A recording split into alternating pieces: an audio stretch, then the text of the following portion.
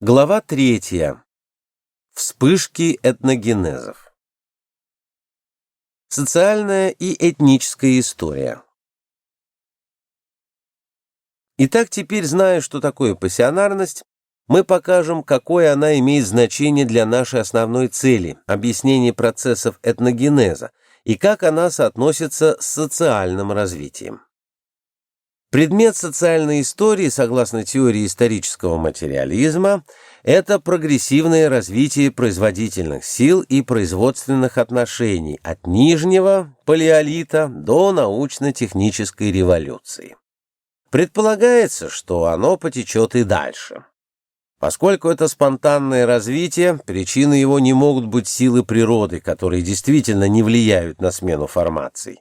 И если протянуть плавную кривую от добывания огня трением до полетов космических кораблей, то линия должна отобразить эволюцию человечества. При этом только остается непонятным, во-первых, откуда взялись так называемые «отсталые народы» и почему бы им тоже не развиваться. Во-вторых, почему наряду с успехами техники и науки фиксируется огромное количество утрат культурных ценностей. И, наконец, в-третьих, по какой причине этносы, создатели древних культур, бесследно исчезли с этнографической карты мира, а те, которые ныне конструируют сложные машины, создают на них искусственный спрос, возникли совсем недавно. Видимо, социальная история отражает прошлое человечества односторонне. И рядом с прямой дорогой эволюции существует множество зигзагов, дискретных процессов, создавших ту мозаику, которую мы видим на исторических картах мира. Поскольку у этих процессов есть начало и концы, то они не имеют касательства к прогрессу, а всецело связаны с биосферой, где процессы тоже дискретны. Таким образом, социальная и этническая история не подменяют друг друга, а дополняют наше представление о процессах, проходящих на поверхности Земли, где сочетаются история природы и история людей. Кривая этногенеза. Поэтому во всех исторических процессах от микрокосма, жизни одной особи, до макрокосма, развития человечества в целом, общественная и природные формы движения соприсутствуют и взаимодействуют подчас столь причудливо, что иногда трудно уловить характер связи. Это особенно относится к мезокосму, где лежит феномен развивающегося этноса, то есть этногенез. Если понимать под последним весь процесс становления этноса от момента возникновения до исчезновения или перехода в состояние гомеостаза. Но значит ли это только то, что феномен этноса – продукт случайного сочетания биогеографических и социальных факторов? Нет. Этнос имеет в основе четкую и единообразную схему. Несмотря на то, что этногенезы происходят в совершенно разных условиях, в разное время и в разных точках земной поверхности, тем не менее путем эмпирических обобщений удалось установить идеализированную кривую этногенеза. Вид ее несколько непривычен для нас.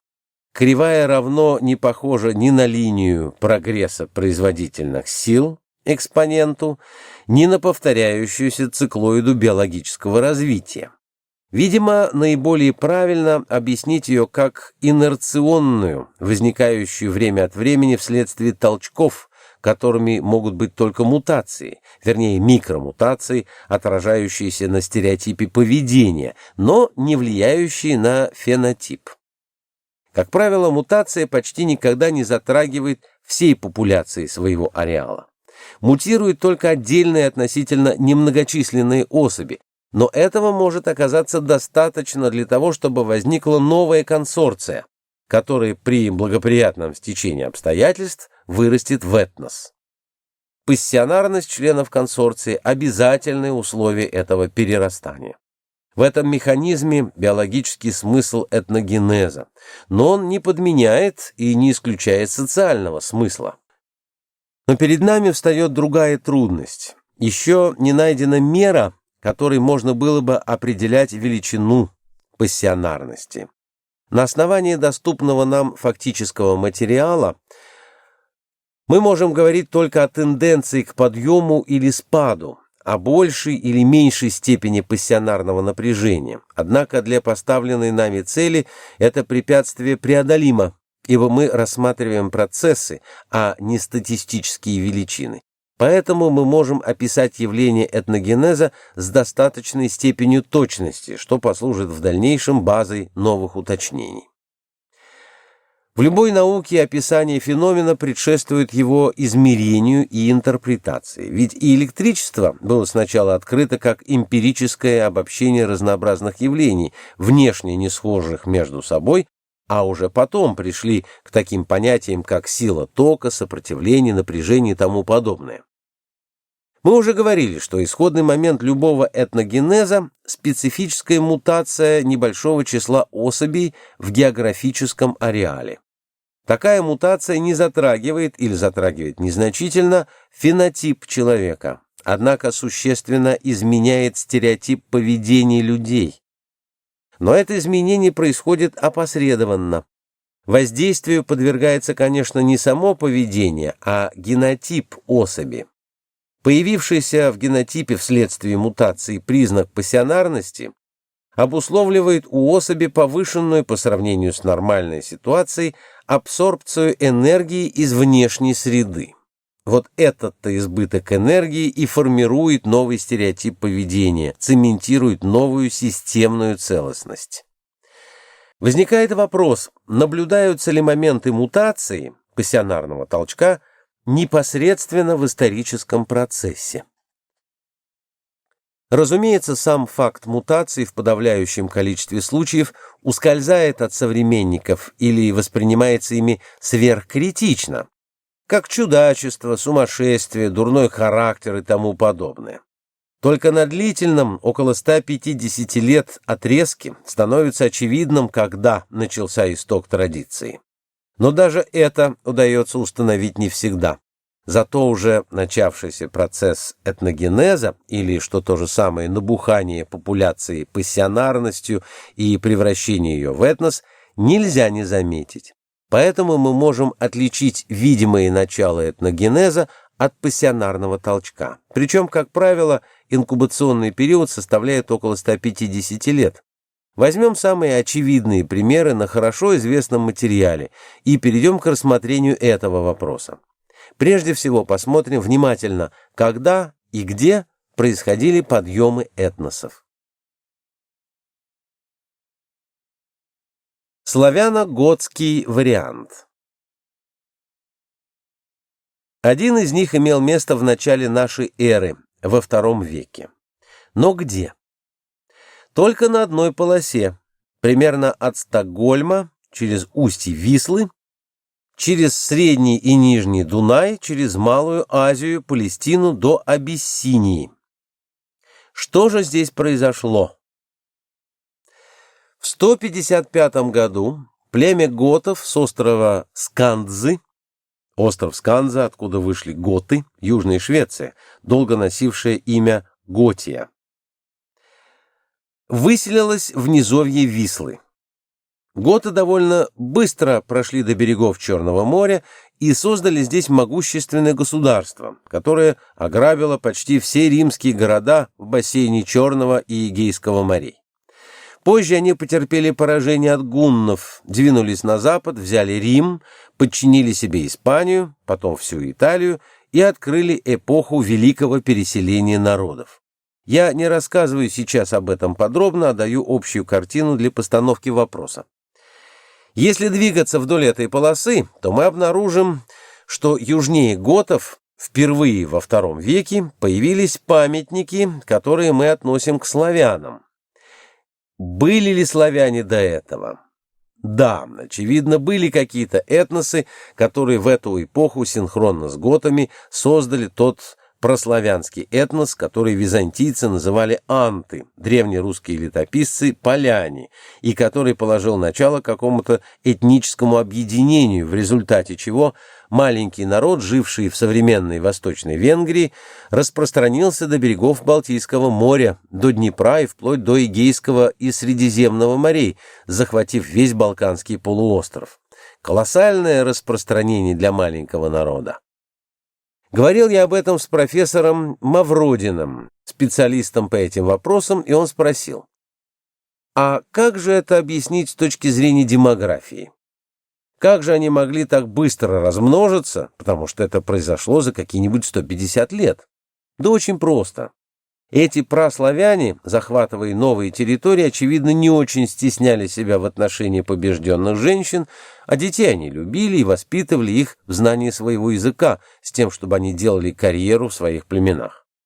Ведь при таком процессе много мужчин не требуется. Важно, чтобы было много побежденных женщин, и демографический взрыв будет обеспечен.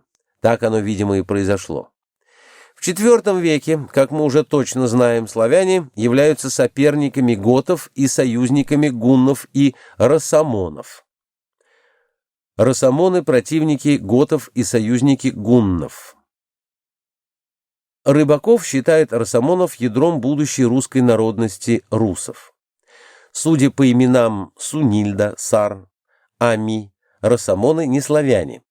Упомянуты они и у Захария Риттера, автора VI века. А пока поставим вопрос: что произошло еще южнее вдоль указанной полосы? Племя даков поднялось против Рима и повело жесточайшую войну. Даки – племя, истребленное римлянами. Об этнической его принадлежности достоверных данных нет. Известно, что они граничили с бастарнами в Карпатах и гетами на Нижнем Дунае и входили в состав державы, созданной гетским царем Бурвистой. Эта держава включала Молдавию, Румынию, Болгарию, часть Западной Украины, Буковину, Венгрию и Чехию. Но это объединение оказалось эфемерным. По словам Страбона, Бурвиста погиб низвергнутый, потому что некоторые восстали против него. Надо полагать, что расширение державы гетов еще не было началом подъема этноса, а явилось результатом пассионарного ослабления соседних племен Восточной Европы. В отличие от Бурвисты, Децибал создал в Дакии этнически монолитную державу, сопротивлявшуюся Риму до 107 года. После жестокого подавления даков Трояном завоеванная территория стала провинцией, была заселена ссыльными из восточных областей империи и семьями легионеров. Уцелевшие от резни даки растворились среди колонистов как колонны, крепостные. Последовавшие в III веке войны, сарматские и готские, так опустошили страну, что Аврелиан в 270 году вывел римские войска из Дакии, но многие колонисты предпочли остаться и подчиниться готам. Однако это были уже не даки, а румыны. Римляне воюют с даками, и это кажется естественным. Но естественно ли это? Ведь Римская империя в эпоху Трояна включала в себя не только Италию, но и современные Югославию, Болгарию, Грецию, Турцию, Францию, Испанию, Сирию и всю Северную Африку. И представьте себе, что эдакая махина воюет с одной Румынией, причем Румыния побеждает до тех пор, пока ее, наконец, не задавливают числом. Ведь сегодня это казалось бы нам очень странным, но это было странно и тогда. И тем не менее факт. Даки в конце I века, на рубеже I-II веков, соперничали со всей этой махиной. Значит, у них появился какой-то мощный импульс, уравновешивающий численное превосходство противника. Сирийский вариант I века. Аналогичное явление произошло и в Палестине, где обитал древний еврейский этнос, уже разложившийся, рассеянный, в значительной степени вывезенный в Вавилон и застрявший там и в других персидских городах. Евреи были в Ктизифоне и в Экбатанах, были они и в Ширазе. Была большая колония на западе. В Риме было много евреев, И вдруг небольшой этнос, состоявший из оставшихся в Палестине евреев, создал весьма сложную систему взаимоотношений внутри себя. 4 партии, борющиеся друг с другом, и тоже оказался мощным соперником Римской империи. Что там изменилось? Рубеж новой эры отчетливо прослеживается на истории Иудеи, бывшей в I веке горячей точкой айкумены. Освобожденные Киром из вавилонского пленения и приведенные в Палестину пророком Ездрой, евреи были малочисленны, но полны решимости реставрировать свое государство. Однако им пришлось мириться с властью персидского шаха, а потом, с 198 года до нашей эры, с гнетом Антиоха IV Эпифана. Македонские цари, гуманные Птолемеи и жестокие селевкиды, делившие власть над Палестиной, одинаково способствовали эллинизации евреев. Навстречу царской воле шло высшее иудейское духовенство, допустившее разрушение Иерусалима, отмену субботы и культ Зевса Олимпийского. В это время в Сирии и Палестине появилось большое количество пророков, которые говорили от лица того или иного бога, иногда и от своего собственного лица. Иисуса Христа все знают. Но был тогда и Аполлоний Тианский, и Гермес трижды величайший, Гермес Трисмегист, якобы живший в Египте. Был Филон Александрийский, еврей, который изучил греческую философию и создал свою систему на базе вариантов платонизма. В это время 2 крупными раввинами, Шамай и Гамалиил, был завершен Талмуд, то есть произошла реформа древней иудейской религии. Наряду с агрессивными течениями, стремившимися возродить кровавую старину, в I веке появились настроения, благосклонные к творческому контакту с соседями. Некоторое время существовали иудео-христиане, эбиониты. Они исчезли после разрушения Иерусалимского храма. Современником Христа был известный Аполлоний из Тианы, культ которого бытовал более 300 лет, как синкретизм. Попытку объединения ветхозаветного учения с платонизмом предпринял знатный иудей Филон Александрийский. Он ввел в иудейское учение понятие логоса, как Сына Божия. Именно Филон оставил наиболее подробное описание учения и жизни ессеев, которых по числу было почти столько же, что и фарисеев. Ессеи исповедуют благородную бедность, занимаются ручным трудом и проживают в местах обособленных. Рабство они отрицают, Христа не признают. Близкая к ессейству кумранская община заимствовала в Иране дуализм, то есть вечную войну сынов света и сынов тьмы. Но самое сильное воздействие на мировоззрение восточных этносов I-III веков оказал гностицизм, поставивший на место личных родовых богов безликую плерому, полноту всего сущего, и ее проявление эоны, греческое слово. Это учение проникло в Иудею, где в талмудическом иудаизме плерома названа Эйн-Соф, а эоны — шехины. Даже учение офитов, поклонников змея, соблазнившего Еву, имеет аналог в иудаизме. Значение изучения древних мифологем в том, что их разнообразие показывает резкий подъем пассионарности и характеризует фазу этногенеза.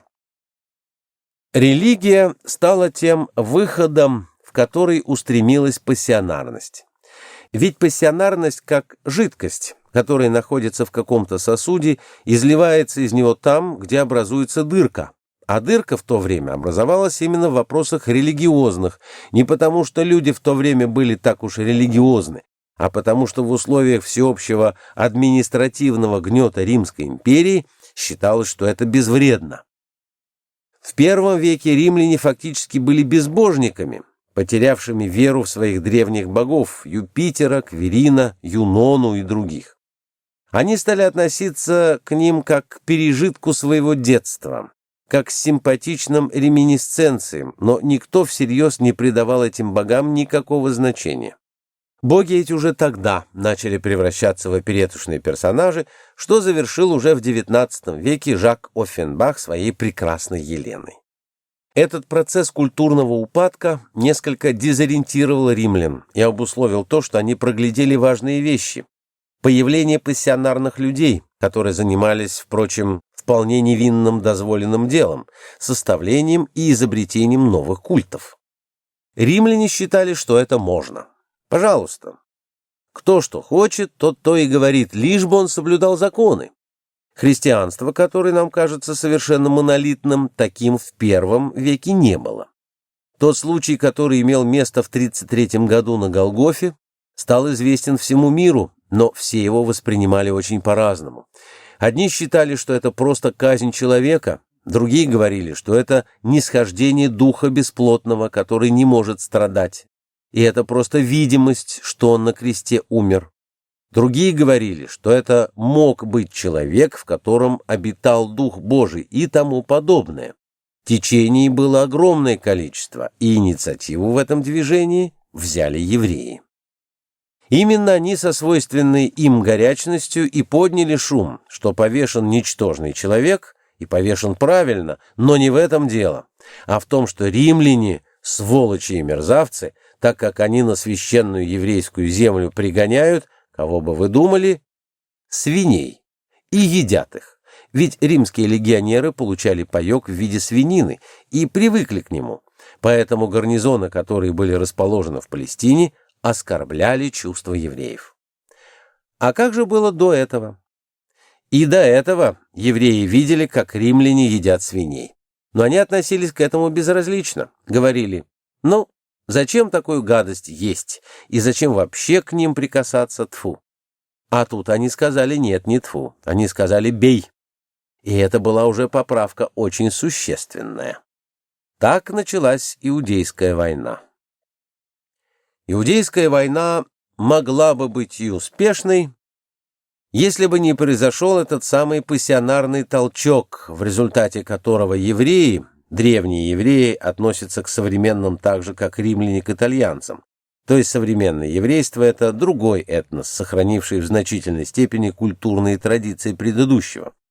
Разделились на 4 группы, которые терпеть не могли друг друга. Те, которые соблюдали старый закон и старые обычаи, назывались фарисеями. Они занимались торговлей, носили длинные волосы, прекрасные расчесанные бороды, золотой обруч, длинные одежды, изучали Тору, читали Библию, соблюдали все посты и обряды, и терпеть не могли саддукеев, которые ходили в хитонах, брились или изящно подстригали себе бородки, причесывались по эллинскому образцу, дома говорили по-гречески, имена давали детям такие, как Аристомах или Диамид, но никак не еврейские. Саддукеи владели землей, деньгами и командовали войсками. Фарисеи и саддукеи ненавидели друг друга, но при этом и те, и другие презирали простых пастухов-земледельцев, которые собирались где-то в пещерах палестинских гор около Ливана, читали друг другу пророчества и говорили: «Этих фарисеев вообще не поймешь, что они говорят. Саддукеи уже почти не наши, а вот здесь в пророчествах написано о борьбе духов света и духов тьмы. Когда духи света победят и явится Спаситель мира, то всех спасет, римлян выгонит, а этих подлых фарисеев и саддукеев усмирит». И они ждали пришествия Спасителя. Христос пришел к ним, но свои его не признали. Были еще и сикарии, кинжальщики или зелоты, то есть ревностные. Их было мало, но они имели очень большой вес, потому что организовывались в террористические группы и убивали всех, кого хотели, а убивать они научились, секретами конспирации овладели полностью, и поэтому они на всех наводили страх. Потребовалась десятилетняя война всей империи против одной Палестины, оставшейся без поддержки. А когда победа была наконец одержана, то римский полководец получил триумф, то есть почести, оказываемые обычно за победу над очень серьезным противником. А где же были евреи до этого? Надо сказать, что они никакой опасности для соседей не представляли. В лучшем случае вели мелкую партизанскую войну против македонских захватчиков во II веке до нашей эры, и довольно удачно, Маккавеи. Никто на них большого внимания не обращал. И вдруг мутация всегда мгновенна. Византийский вариант. Одновременно тут произошло еще более важное событие, о котором надо сказать особо. Возник совершенно новый этнос, который проявил себя впоследствии под условным названием византийцы. Образовались первые христианские общины. Можно возразить, что это, мол, не этнос, что это были единоверцы. Но что мы называем этносом? Вспомните, что этнос – это коллектив, отличающийся от других этносов стереотипом поведения и противопоставляющий себя всем другим. Христиане хоть и состояли из людей самого разного происхождения, но твердо противопоставляли себя всем остальным. Мы – христиане, а все остальные – нехристи, язычники. Языцы – это по-старославянски, а греческий аналог – этносы. Так христиане выделили себя из числа всех этносов Ближнего Востока и тем самым образовали свой самостоятельный этнос. Стереотип поведения у них был диаметрально противоположный общераспространенному. Что делал нормальный классический грек римской эпохи, или римлянин, или сириец? Как он проводил свой день? Утром он вставал с головной болью от вчерашней попойки. И богатые, и люди среднего состояния, и даже бедные, потому что они норовили пристроиться к богатым в виде подхалимов, которых тогда называли клиенты. Рано утром он пил легкое вино, разведенное водой, закусывая чем-нибудь, и, пользуясь утренней прохладой, шел на базар, чтобы узнать новости. Агора — рынок, а я говорю по-русски базар. Там, конечно, он узнавал все нужные ему сплетни, пока не становилось жарко.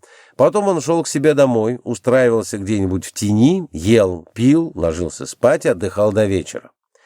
Вечером он вставал снова, купался в своем аквариуме, или, если были какие-нибудь бани поблизости, ходил туда, тоже новости узнавать.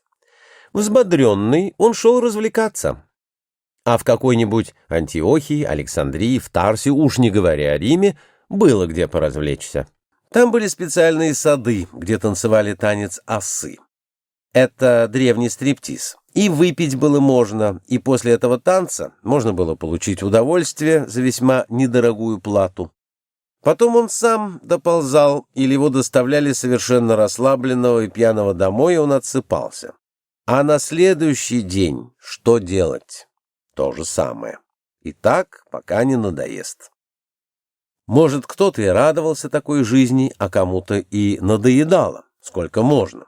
И вот те, кому надоедало, искали какого-то занятия с тем, чтобы жизнь приобрела смысл, цель и интерес. А это было очень трудно в эпоху Римской империи во II веке, и особенно в III веке. Заниматься политикой было слишком рискованно. А чем же еще? Наукой? Философией? Не все способны. Кто был способен, тот занимался, но надо сказать, что во II-III веках с наукой было примерно как у нас сейчас. Когда делаешь посредственные работы, то тебя все хвалят. Даже дают всякие награды, пособия, говорят: вот, постарайся, мальчик, вот, хорошо, вот перепиши, вот переведи. Но если человек сделал какие-нибудь открытия, то у него были все неприятности, какие только можно было устроить в древнем мире. И поэтому с наукой было не так легко. И кроме того, человек, занимавшийся наукой, был в общем одинок, потому что, когда он учился, его обожал учитель, а когда он начинал говорить что-нибудь от себя, то учитель его уже ненавидел, и следующий учитель тоже, то есть он опять оказывался одинок. Что ему было делать? Выпить, да сходить в стриптиз посмотреть, чтобы утешиться, то есть вернуться к тому, от чего он ушел. А тут оказывается, что существуют такие общины, где люди не пьянствуют. Это там запрещено. Где никакой свободной любви, где можно только вступить в брак или хранить целибат, где люди сходились и беседовали. О чем? О том, чего он не знал, о загробной жизни. Боже мой! Да ведь каждому интересно, что после смерти будет. А вы, оказывается, знаете, так расскажите. Рассказать те умели, и увлечь своими мнениями тоже умели. В наше время очень трудно кого-нибудь увлечь. Тогда тоже трудно было. Но это были настолько опытные, настолько талантливые проповедники, христиане первых веков нашей эры, что они увлекали людей. Но подобные увлечения также приносили неприятности, поскольку римляне действовали согласно закону о том, что тайные общества запрещаются. Троян издал закон, запрещающий все общества, и тайные, и явные. Даже общество пожарников было запрещено. И христиане рассматривались как тайные сообщники. Почему? Потому что они по вечерам собирались, что-то такое делали, говорили, потом ели своего бога, причастие, а потом расходились и чужих на свои собрания не пускали. Поэтому было приказано их казнить. А в те времена в Римской империи желающих доносить на своих близких было более чем достаточно. Потек такой поток доносов на всех римских граждан и провинциалов, что Троян, испуганный, запретил принимать доносы на христиан. «Христиан, — сказал император, — конечно, надо казнить, но только по их личному заявлению. Вот приходит человек и заявляет, что он христианин, тогда его можно казнить и следует. А если он не говорит, а на него пишут, выкидывайте все доносы, хоть анонимные, хоть подписанные». Письмо Плиния императору Трояну в 112 году и ответ Трояна. «Не должно разыскивать их, но если они уличены, должно наказывать их. Притом, если человек говорит, что он не христианин, и докажет это делом, то есть призыванием наших богов, то он должен получить прощение, хотя бы существовало подозрение, что он христианин». К удивлению Трояна и римских прокураторов, оказалось огромное количество людей, объявлявших себя христианами и добровольно принимавших казнь. Позже преемники Трояна перестали соблюдать даже этот закон, потому что пришлось бы казнить очень много весьма толковых и нужных государству людей. Церковные христиане и близкие к ним гностики, а также манихеи, все подпадали под этот закон. Христиане искали смерти, потому что в силу своей пассионарной одержимости так поверили в бессмертие души и загробную жизнь, что считали мученическая смерть — это прямой путь в рай. Они даже требовали себе смерти. Так погиб в 290 году римлянин Бонифаций. Менее сильные пассионарии лояльно служили в войсках, в администрации, в правительственных органах, торговали, возделывали землю, и поскольку они не допускали разврата и соблюдали твердую моногамию, то быстро размножались. Женщина-христианка рожала мужу-христианину каждый год по ребенку, потому что считала, что убивать плод в чреве грешно, это равносильно убийству. А в это время язычники развлекались так, как принято в больших городах всего мира, и детей почти не имели. К III веку количество христиан выросло невероятно, но принципиальность свою они сохранили. Случилось, например, в Галлии восстание богаудов. Так называли повстанцев, боровшихся против римских латифундиалов, и надо было послать хорошие войска на подавление этого восстания. Восстание было не христианским по существу, но какая-то часть этих богаудов или их вождей были христиане. А может быть и не были, а про них только слух прошел, что они христиане, которые убивают своих помещиков-язычников, что они действительно делали. Против них направили для подавления один из самых лучших и дисциплинированных легионов империи, 10-й Фиванский легион. Те приехали в Галлию и вдруг узнают, что их посылают против единоверцев. Они отказались. Восстания в римской армии в то время были постоянны, легионы восставали запросто, а в легионе 40 000 человек вместе с обслугой. Но эти не восстали, просто 40 000 человек отказались подчиниться начальству, и они знали, что за то полагается казнь через 10-го, децимация. Они положили копья, мечи и сказали: воевать не будем. Ну что ж. Через 10-го выйди, выйди, выйди, и отрубают голову. Пойдете воевать? Не пойдем. Еще раз через 10-го и еще раз. Весь легион без сопротивления дал себя перебить. Они сохранили воинскую присягу. Они дали слово не изменять и сдержали слово, но не против своей совести. Совесть была для них выше долга. Есть такой церковный праздник – 40 тысяч мучеников. Это в память о 10-м Фиванском легионе. Но все преследования не могли спасти империю от того, что количество людей нового склада, людей-правдоискателей, увеличивалось, и к III веку христиане заполонили администрацию, воинские части, суды, базары, села, перехватили мореплавание, торговлю, оставив язычникам только храмы. Римское мировоззрение, вместе с ним и римский этнос, уступили место новому этносу, сложившемуся из кого? Там были все, кто угодно. У нас принято говорить, что христианство – это религия рабов. Это неверно фактически, потому что большое количество христиан принадлежало к верхам римского общества. Это были очень богатые, знатные и культурные люди. Но тогда что это за явление христианства? Можно ли сказать, что это был социальный протест? Отчасти да. Но почему этот социальный протест проявился только в восточной части Римской империи, где порядки были совершенно одинаковые с Западом? Он был в Малой Азии, в Египте, в Сирии, в Палестине, гораздо слабее в Греции и совершенно не чувствовался ни в Италии, ни в Испании, ни в Галлии. А порядки были одни и те же, и люди, в общем-то, были одни и те же. Кончилось это дело тем, что во время очередной междоусобицы после отречения Диоклетиана его преемники Константин и Максенций схватились между собой. Константин, чувствуя, что у него войск меньше, он командовал гальскими легионами, а Максенций стоял в Риме, объявил, что обеспечит для христиан веротерпимость и позволил начертать на своем знамени вместо римского орла крест. Много легенд связано с этим событием, но нас интересует не легенда, а факты. А факт заключался в следующем. Небольшая армия Константина разгромила огромную армию Максенция и заняла Рим.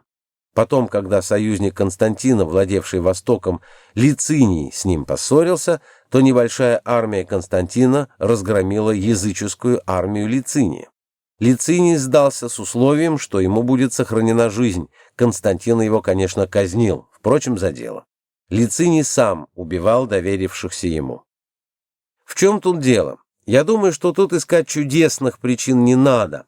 Дело в том, что те христиане, которые служили в войсках, знали, что это их война, что они идут за свое дело и сражались с удвоенным рвением, то есть они сражались не только как солдаты, но и как сторонники той партии, которую они защищали. Овладевшая их умами идея толкала на смерть, толкала, естественно, только пассионариев. Инертных людей никакая идея никуда не толкает. Идея защиты язычества никого никуда не толкала. А были очень талантливые люди, которые защищали язычество. Философы Платин, Порфирий, Ипатий, Прокл, Либаний, Ямвлих. Все они по таланту были ничуть не ниже, чем гностики и отцы церкви. Но, в отличие от их идей, новые идеи сплотили пассионарных людей, стали символом пассионарности, пока на них не обращали внимания.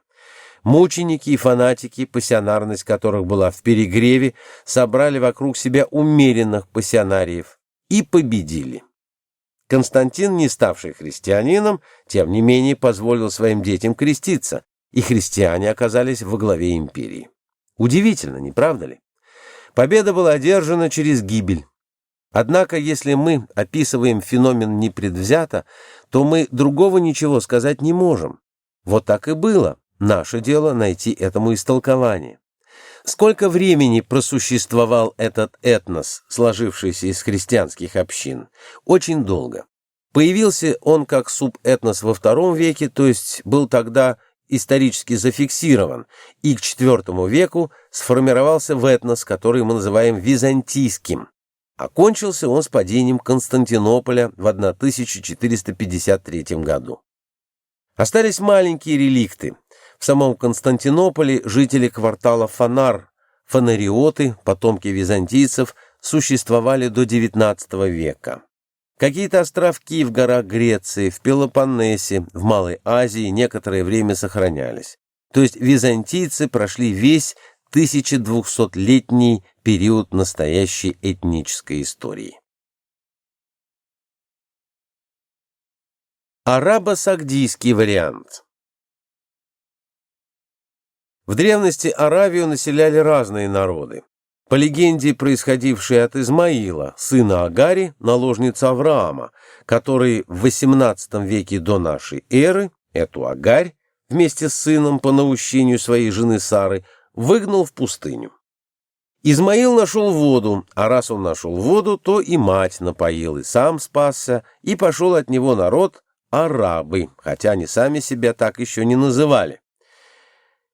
И расходятся люди во мнениях о том, почему арабов стали называть арабами. Арабы долгое время очень плохо относились к своим иудейским соседям, помня, что дети Сары воспользовались всем наследством отца, а дети несчастного Измаила были изгнаны в пустыню.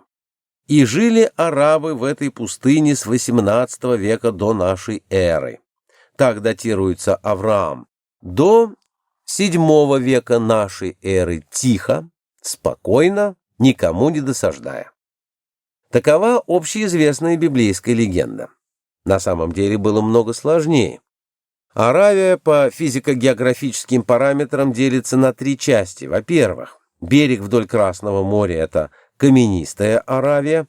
Там довольно много источников, у каждого источника оазис, а около оазиса город, пусть небольшой, но финиковые пальмы растут, люди питаются, скот гоняют, трава есть. Арабы там жили довольно бедно, но имели возможность подработать, потому что караваны из Византии в Индию ходили через каменистую Аравию, и они нанимались караванщиками или становились трактирщиками в караван-сараях, торговали. Финики свежую воду продавали караванщикам по повышенным ценам. Те платили, потому что деваться было некуда.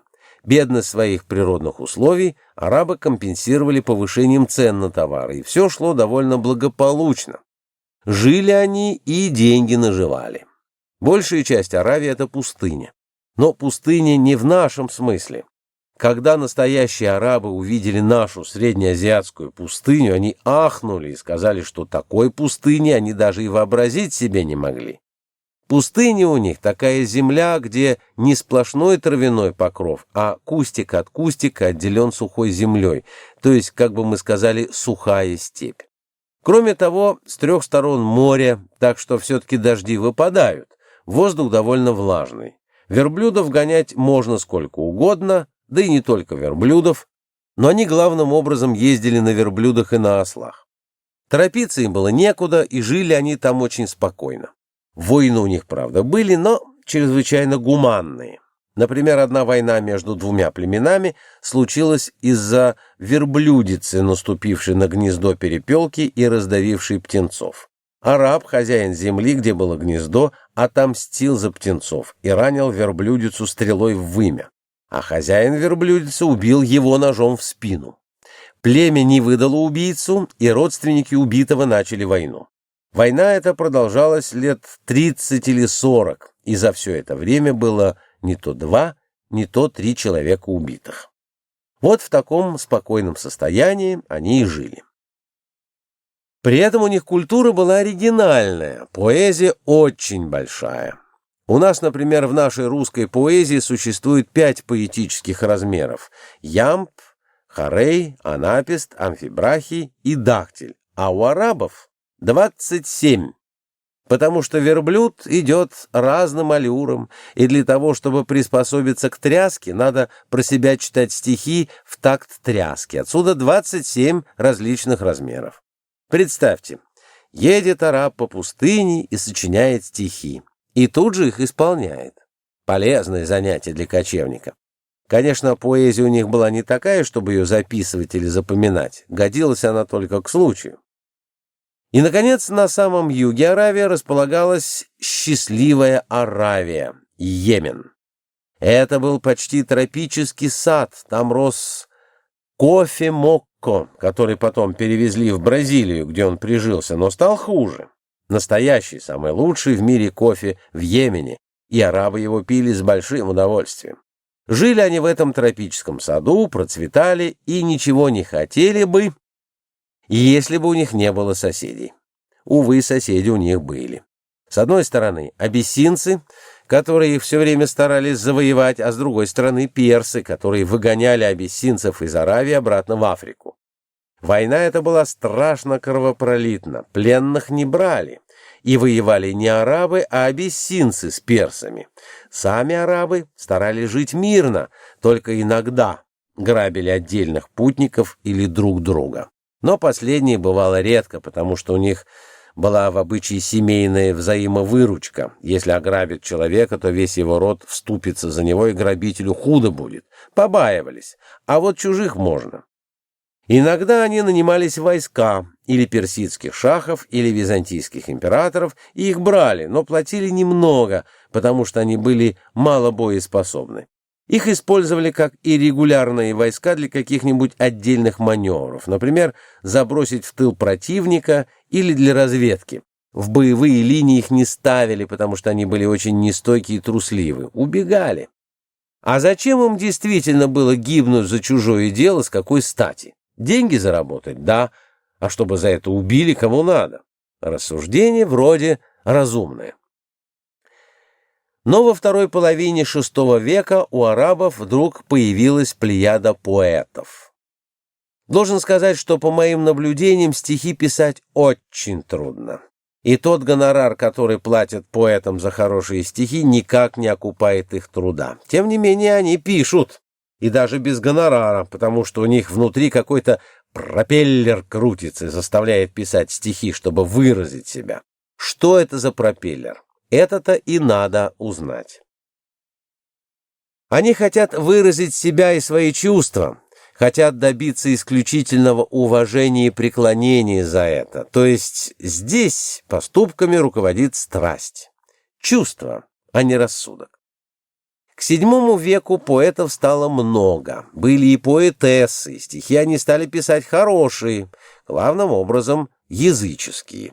Стихи о любви, о вине, иногда о каких-то стычках, столкновениях, навеянные случаями. Общей целеустремленности быть не могло, потому что никакой единой идеологии у арабов не было. Бедуины, жившие в пустыне, считали, что боги — это звезды. Вот сколько на небе звезд, столько богов, и каждый может молиться своей звезде. Было много христиан, много иудеев, были огнепоклонники. Христиане среди арабов были всех толков, и несториане, и монофизиты, и православные, и армяне, яковиты, и саввилиане. Савилий, уроженец Ливии, был самым ярким выразителем христианского течения модализма, строгого монотеизма, отрицавшего принцип троичности. Бог по учению саввилиан един, но выступает в различных модусах, одним из коих был Христос. Это учение было осуждено римским епископом Каллистом I около 220 года, но продолжало исповедоваться в Сирии и Римской Африке. Продолжателем Савелий был Павел Самосадский, с 260 по 272 год епископ Антиохийский. Он считал Иисуса Христа человеком, рожденным от Духа Святого и воплотившим в себе логос, слово. Сирийские епископы низложили Павла как еретика. Павел бежал в Пальмиру, где у него было много единомышленников, но Пальмира в 272 году была взята римским императором Аврелианом, и монархиане, так были названы последователи Савелия и Павла Самосадского, рассеялись по Сирии и Аравии. Но так как все занимались своими насущными делами, то и религиозных столкновений не было. Жили они спокойно.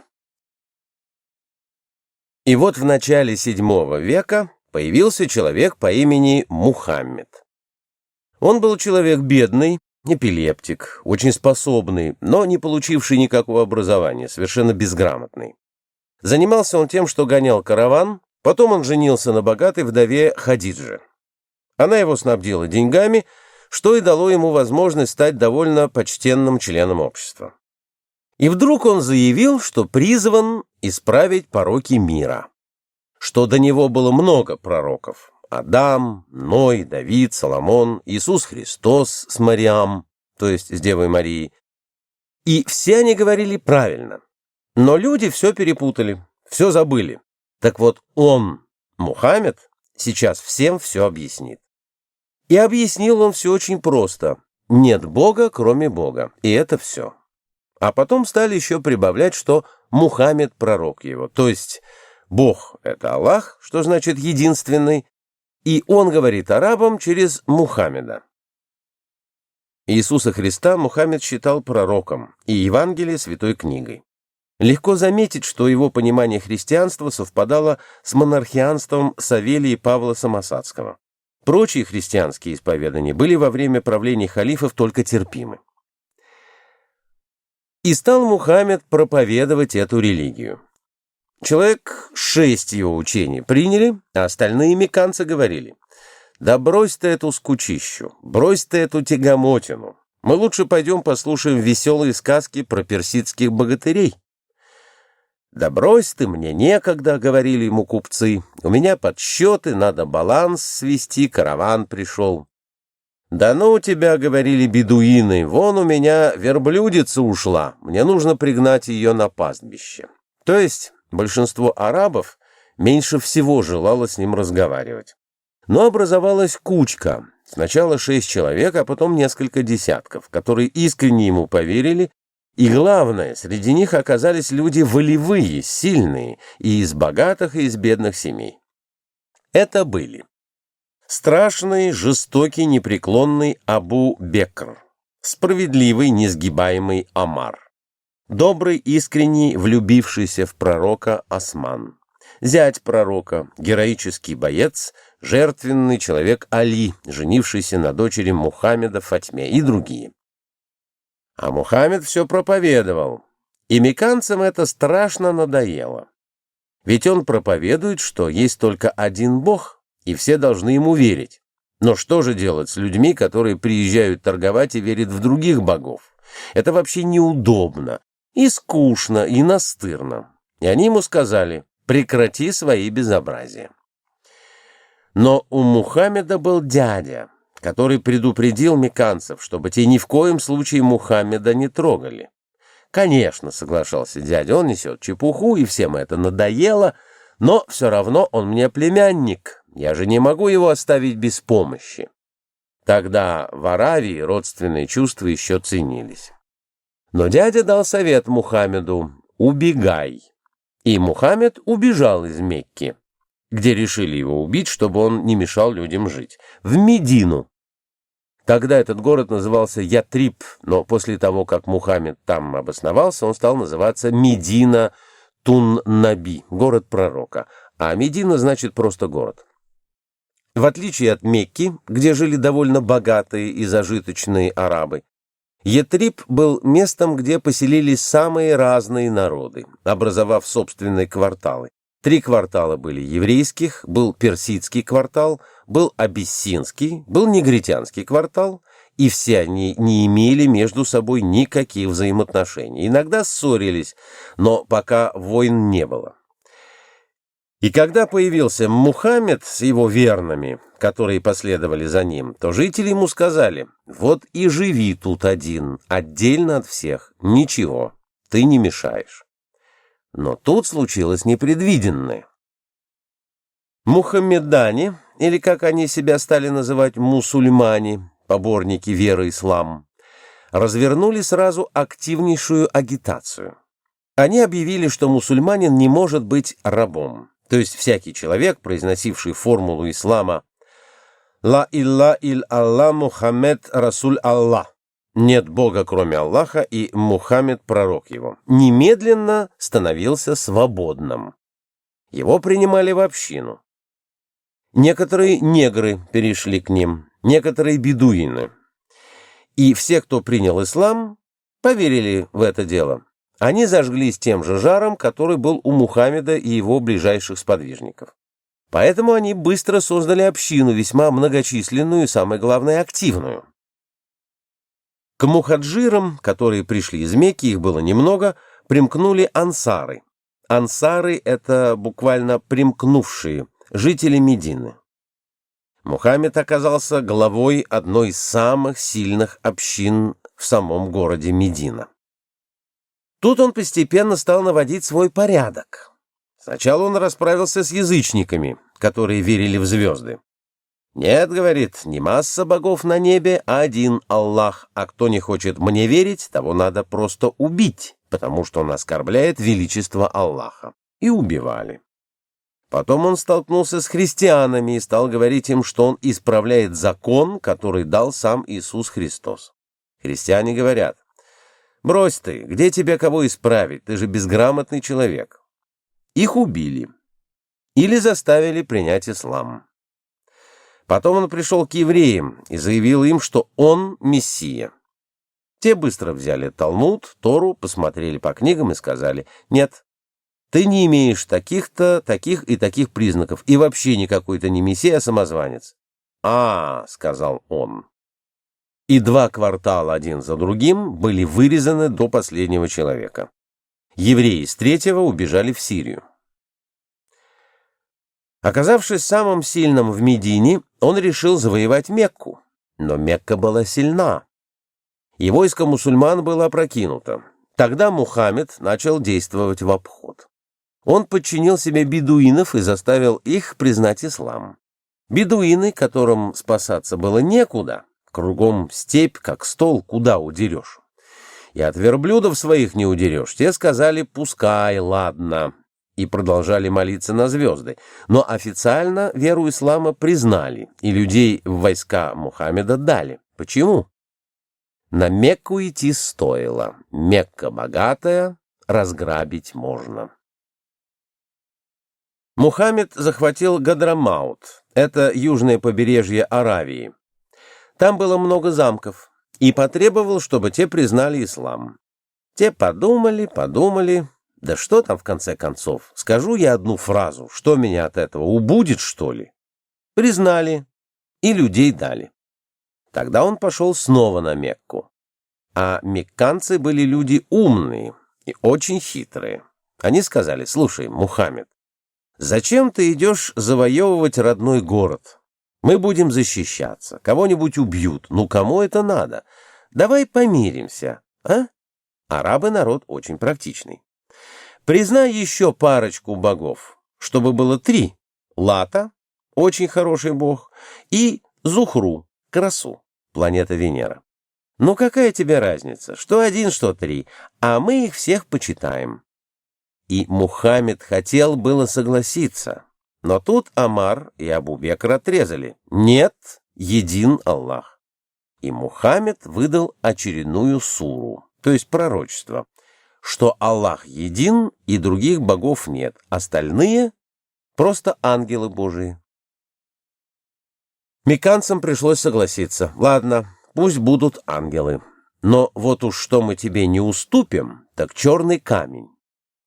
К нему на поклонение люди сходятся отовсюду, и все они у нас на базаре покупают продукты. Нет, черный камень не отдадим, ведь черный камень с неба упал, значит, это от Аллаха». Тут Мухаммед согласился. И все мусульмане тоже согласились, признали, что черный камень от Аллаха. И после этого Мухаммед занял Мекку. Его злейшие враги оказались в числе его подданных и выставили ему свое войско. Обратимся к психологии арабов. Мухаммед не преследовал никаких личных целей. Он шел на смертельный риск ради принципа, который он сам себе создал.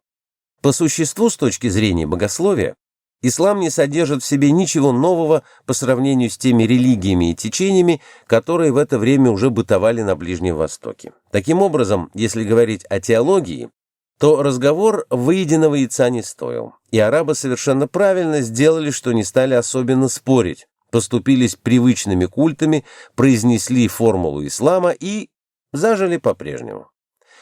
Разве в этом было дело? Дело-то было совсем в другом. Та группа, которая создалась вокруг Мухаммеда, состояла из таких же фанатиков, как он. Мухаммед был просто творчески более одарен, чем Абу-Бекр или Омар. Он был просто более эмоционален, чем даже добрый Осман. Он был даже более беззаветно предан своей идее, чем отчаянно храбрый Али, и притом никаких особых выгод он лично от этого дела не имел. Мухаммед объявил, что мусульманин не может иметь больше 4 жен. Это грешно. А грешить арабы в то время очень любили. По тем временам 4 жены — это был минимум.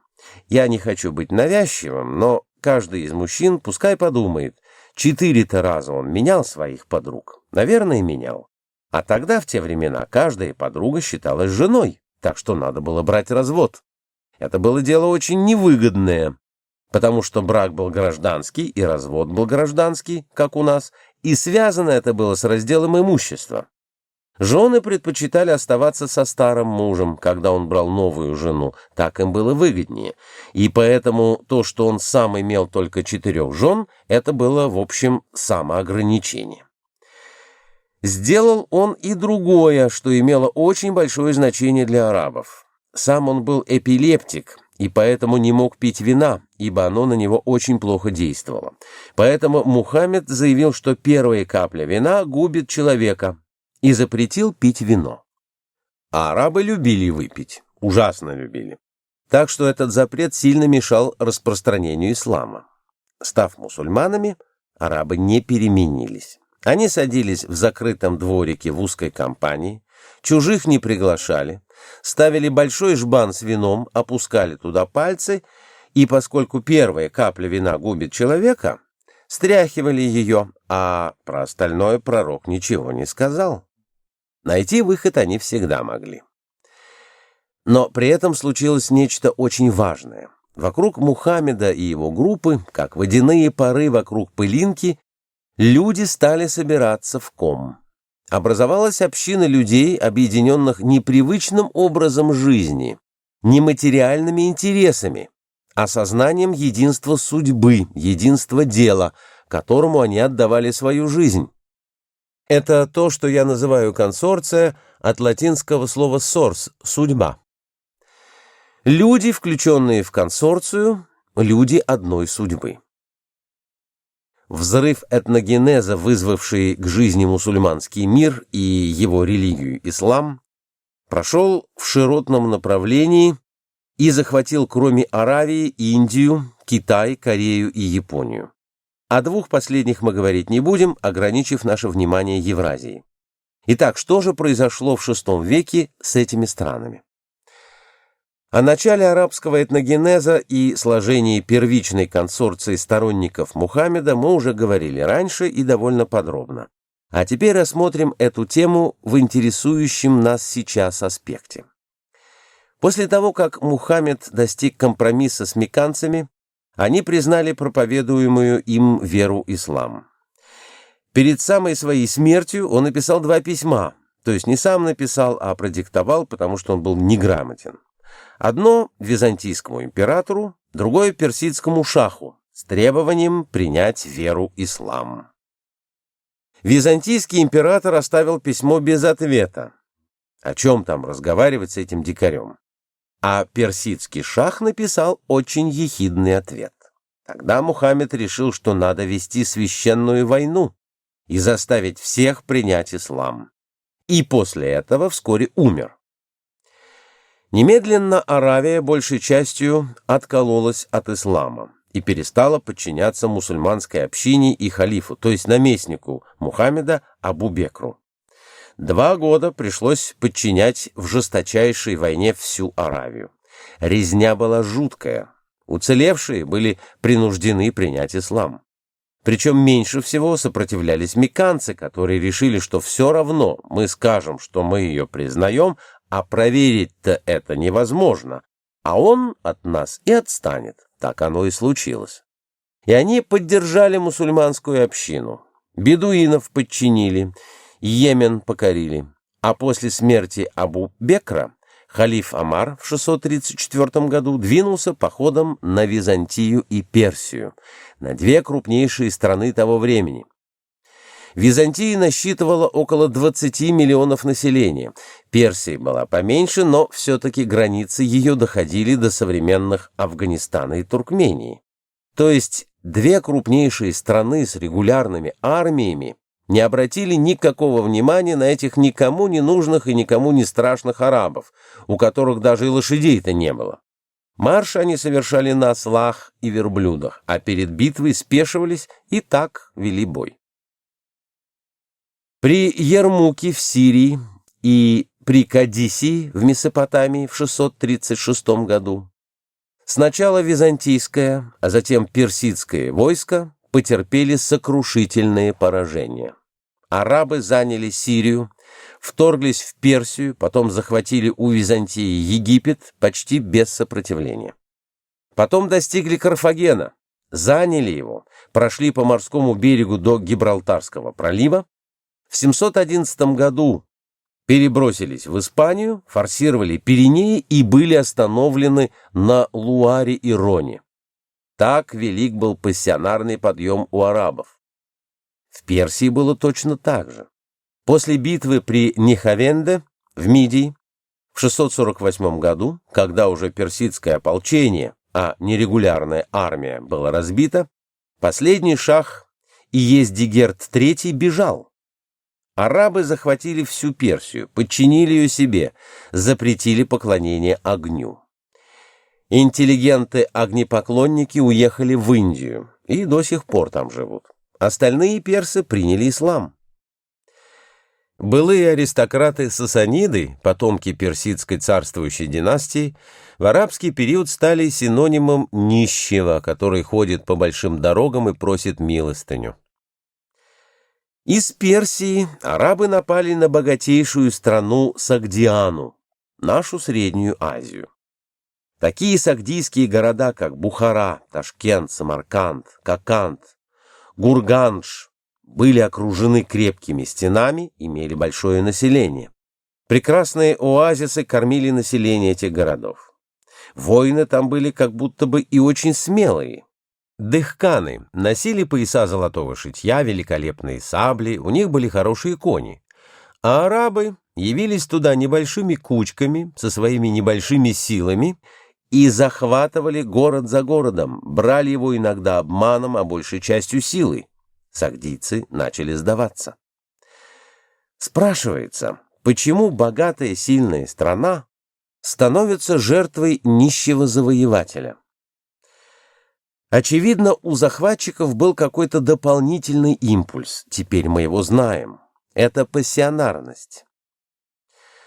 С оазисами в Средней Азии они справились довольно быстро, но как только вышли в степь, то столкнулись с кочевыми тюрками и тюргешами.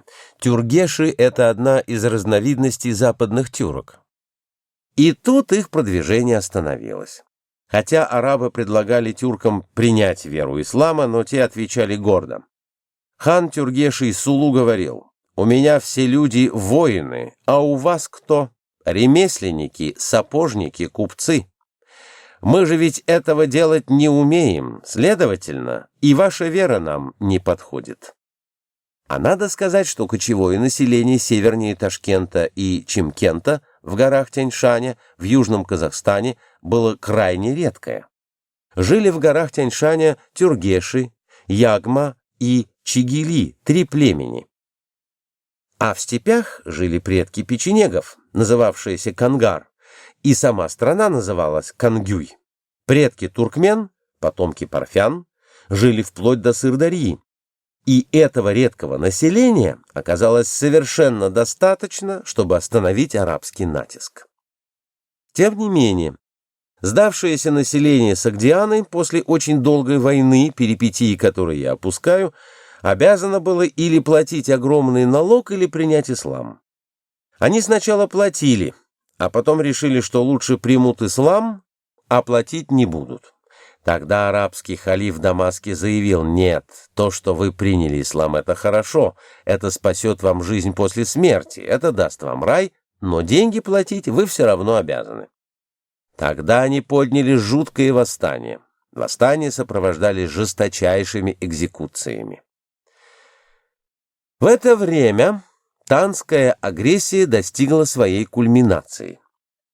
Китайские войска вошли в Таласскую долину и столкнулись с арабскими войсками в 751 году. Здесь произошла битва при Таласе, где 3 дня сражались регулярные китайские войска, которыми командовал кореец Гао Сян Чжи, храбрый человек, огромного роста, широкоплечий, а против него арабские войска, пополненные персидскими добровольцами из Хорасана, то есть ставшие тоже регулярным войском. Ими командовал Зияд ибн Салих. Они 3 дня сражались, не имея возможности одержать победу. Решило дело алтайское племя карлуков, которое ударило по китайцам. Они решили, что китайцы хуже, чем арабы. Они не говорили, что арабы лучше, чем китайцы. Нет. Был вопрос не о том, кто лучше, а кто хуже. Китайцы все-таки хуже.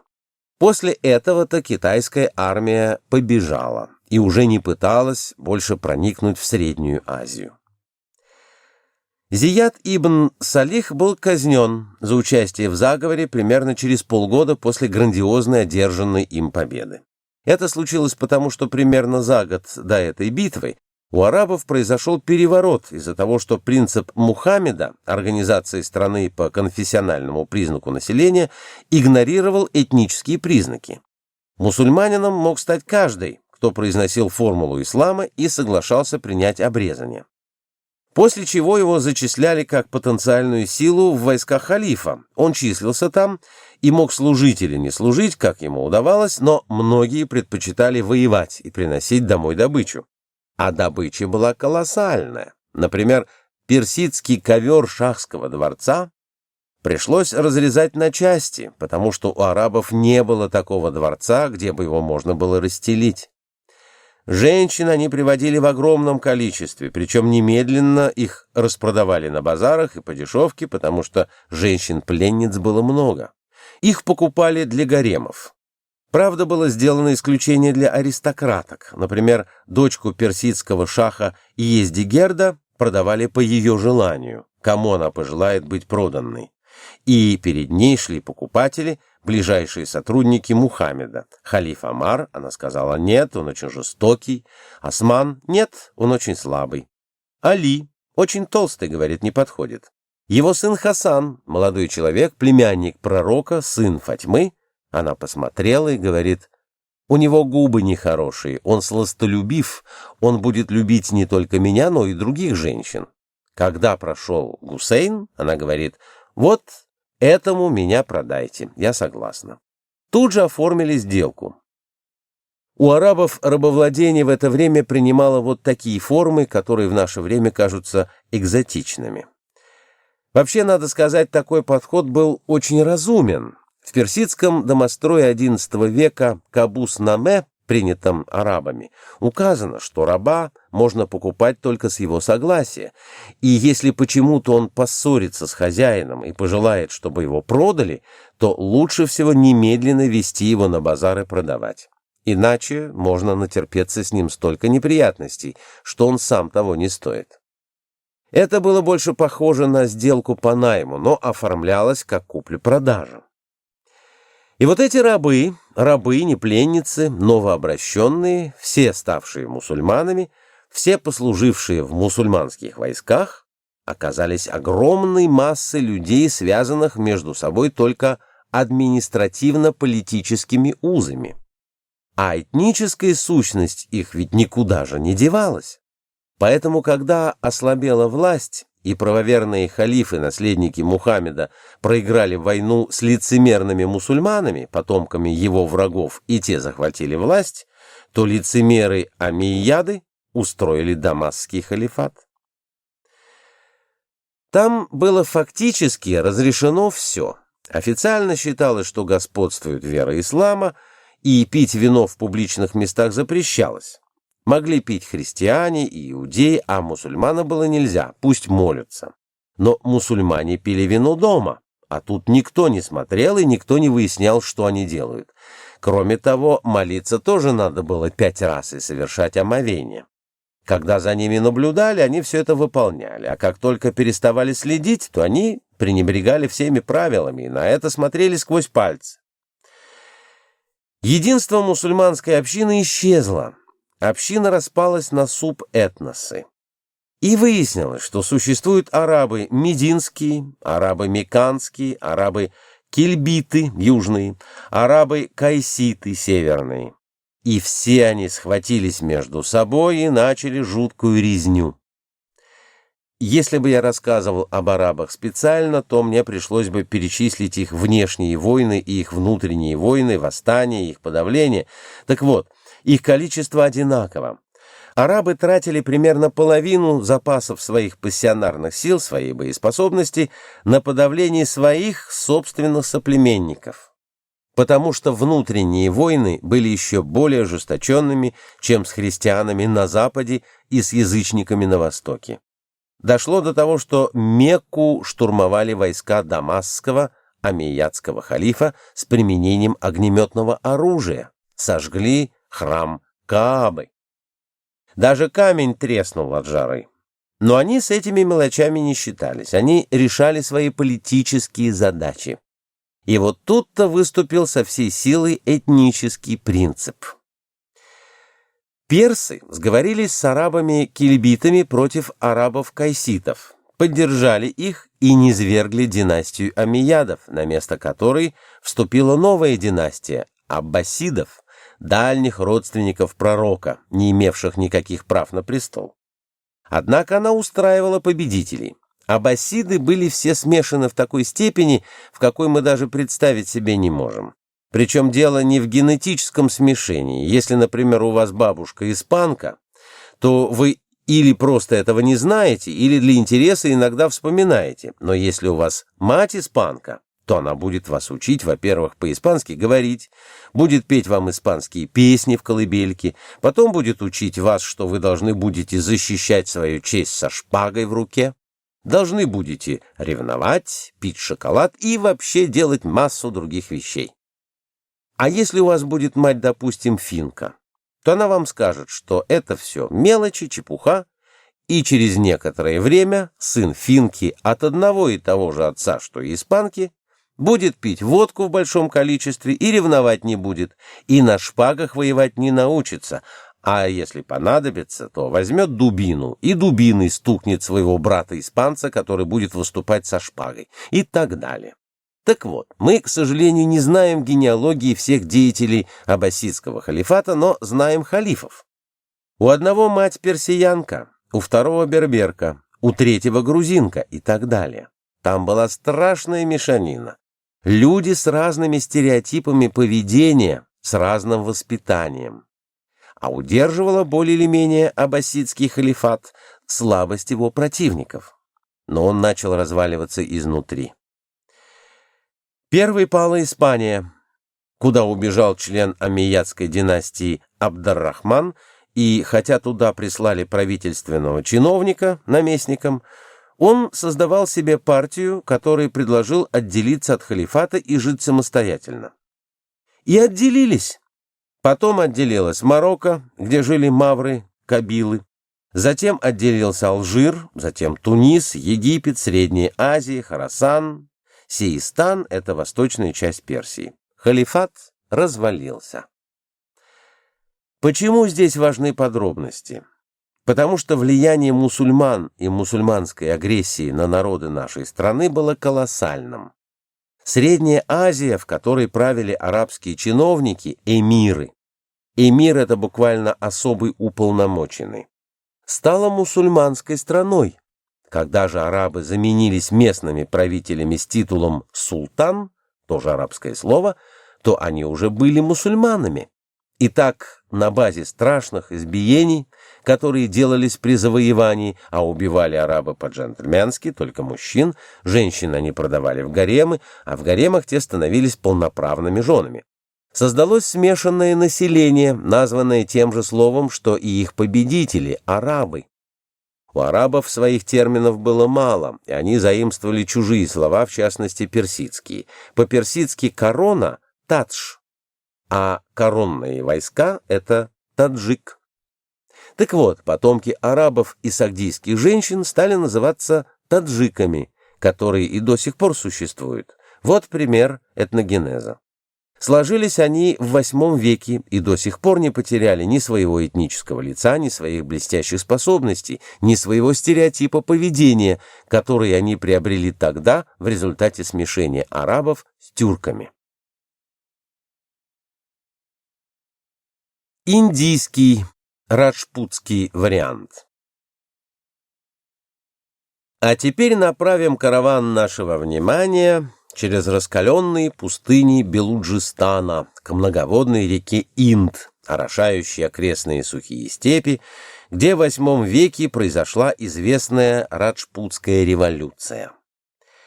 Она превратила буддийскую монархию наследников империи Гупта в разобщенную Раджпутскую Индию, связанную только кастовой системой. Долина Инда — это территория по климатическим и ландшафтным данным весьма похожая на нашу Туркмению. Пески, пригорки с редкой травой, большая река течет, как у нас Амударья. Инд — река мелкая, с перекатами, хотя и очень многоводная. На реке масса островов и песчаных отмелей, так что индусы даже во время английского господства предпочитали переплывать Инд не на катере, который ходил с одного берега на другой и огибал все острова, а на бурдюке. Правда, в Индии есть крокодилы, но индусы привыкли к ним. Брали с собой длинную палку, и когда крокодил хотел напасть на плывущего, индус бил его палкой по ноздрям, и крокодил сразу исчезал.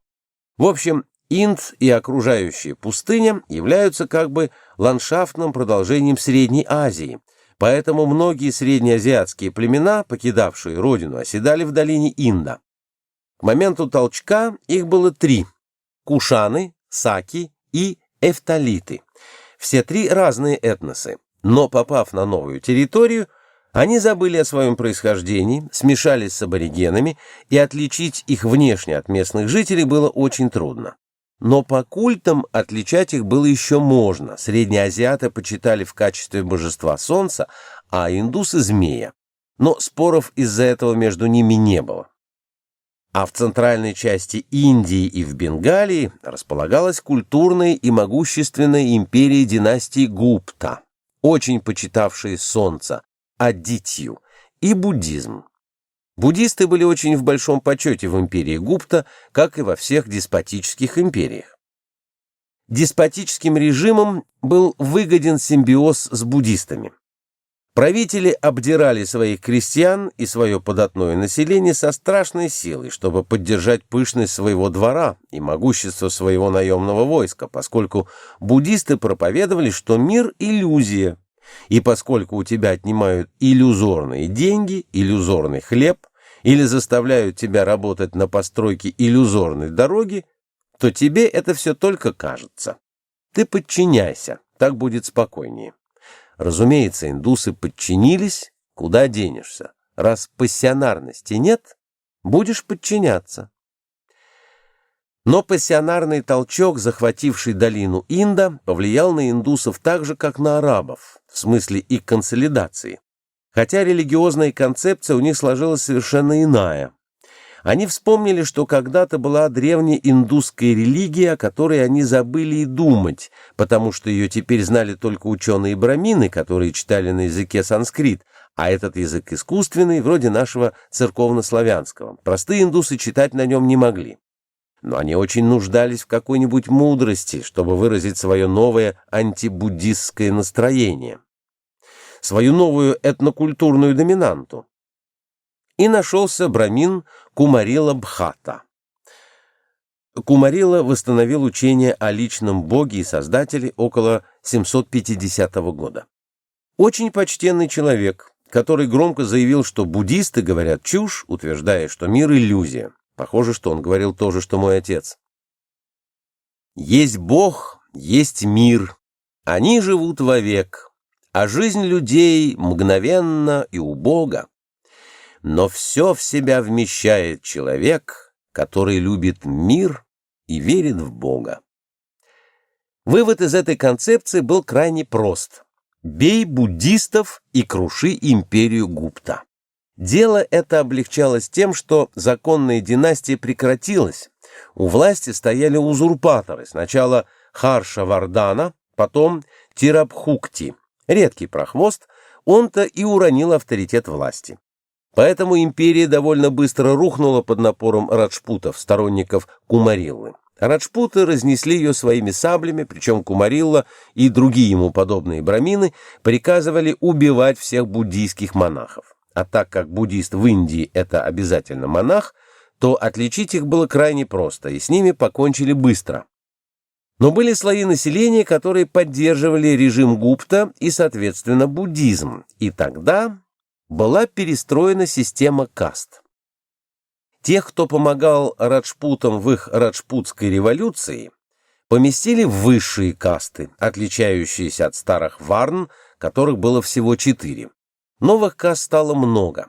Сторонники браминов попали в высшие касты, нейтральные — в средние, а те, кто протестовал, попали в низшие касты, прикасаемые, но самые низшие. Но были еще и неприкасаемые, которым было хуже всего, так как им, например, запрещали даже пить воду из источников и рек, разрешали только из следов животных или слизывать росу с листьев. Они не смели ни до кого дотронуться и выполняли самые грязные, самые низкооплачиваемые работы, а некоторые группы неприкасаемых просто подлежали уничтожению. И тогда те, которым рискованно было оставаться на родине, убежали из Индии и появились сначала в Средней Азии, потом на Ближнем Востоке, потом в Европе и в России. Они до сих пор странствуют и называются цыганами. Единого государства раджпуты не создали. Это были люди крайне независимые, которые не хотели никому подчиняться. Поэтому они создали массу мелких княжеств, враждовавших друг с другом, но скрепленных единой системой каст, то есть единым стереотипом поведения и новой единой браминской религией, которая, правда, раскололась на 2 исповедания, спорившие друг с другом, но не боровшиеся — шиваизм и вишнуизм.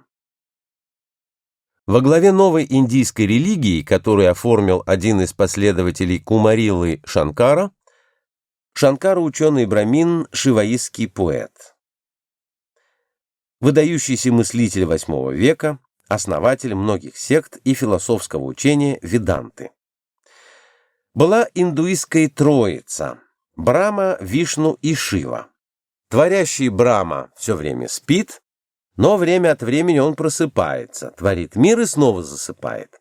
Пока он спит, мир портится, тогда Брахма опять просыпается, видит это безобразие, творит мир заново и засыпает до следующей реконструкции. А в самом мире действует 2 начала. Охраняющее начало — это Вишну, и начало уничтожающее и воссоздающее — это Шива. Жрецы Вишну назывались учителями, гуру. Они учили воздерживаться от всякого рода опьяняющих напитков, которые разрушают тело, и обязаны были оказывать знаки внимания всем женщинам вишнуитского культа. Если, скажем, пришел старичок-учитель в деревню, так он должен переспать со всеми женщинами здесь, иначе жуткая обида. Значит, он какую-то семью обошел своими благами, а он должен всем верным оказать знаки внимания. Ему, может, и неохота, но обязан. Может, там какая-нибудь старушенция или уродина, не имеет значения, выполняя служебный долг. Шиваитам, наоборот, категорически запрещалось соприкосновение с дамским полом, а наркотические и опьяняющие напитки вменялись в обязанность для того, чтобы как можно скорее уничтожить свою плоть, изнурить ее и тем самым подготовить к восстановлению заново. То есть и тут, и там ничего общего с буддизмом, только идея переселения душ осталась, потому что она была в основе всей восточной мудрости. Иногда вишнуисты с шиваитами спорили, но эти споры, как бы мы сказали, не были антагонистическими. Они скорее походили на борьбу демократической и республиканской партии в Америке. Одна дополняет другую. Порядка в это время в Индии было мало, потому что Южная Индия с трудом подчинялась новому раджпутскому режиму, но раджпуты все-таки ее завоевали и ввели там свою систему. Кончилось это довольно быстро, когда пришли мусульмане. Сначала арабы высадились в Синде, а потом среднеазиатские мусульмане начали делать походы через Гиндукуш, через очень удобное Хайберское ущелье, служившее воротами в Индию. Сопротивление разрозненных индусских княжеств было слабым. Объединяться раджпуты не хотели и не умели, и потому их довольно быстро подчинили себе мусульманские властители, установив в Индии мусульманскую верховную власть. Захватить верховную власть с мусульманским султаном оказалось легко, но они ничего не могли поделать со строем жизни, со сложившимся стереотипом поведения, с местными воззрениями и всеми этническими особенностями, которые возникли здесь в результате пассионарного толчка. И мусульмане, и сменившие их англичане вынуждены были с этим мириться вопреки своим прямым интересам. Ничего тут поделать было нельзя. Если какой-нибудь мусульманский султан вдруг решал нарушить обычаи индусов, то его в один прекрасный момент кусала кобра. Неприятно. Лучше уж не нарушать обычаи индусов. И мусульманские владыки выучили это очень хорошо. Англичане с такими сюрпризами справлялись, но они спасовали перед другой коллизией. Дело в том, что когда выросли большие торговые города, такие как Бомбей, это город с несколькими миллионами жителей, то неприкасаемые, которые одни только могли заниматься уборкой улиц, быть дворниками, ни один другой индус под угрозой исключения из касты не возьмет метлу в руки. Повысили цену на свой труд. А англичане, жившие там англичанки, не могли даже у себя дома вытереть пыль, хотя им это ничего не стоило, взял тряпку, да и обтер. Но в таком случае все индусы стали бы их презирать, могли и взбунтоваться. Поэтому приходилось нанимать какую-нибудь индуску низшей касты, которая приходила, вытирала пыль и брала за это половину зарплаты мужа. Впоследствии эти неприкасаемые и совсем обнаглели, устроили забастовку метельщиков и уборщиков во всем Бомбее. И ни одного штрейкбрехера не нашлось. Лучшие адвокаты были у них. Они выбрали талантливых мальчиков из своей касты, послали в Англию, в Оксфорд и Кембридж.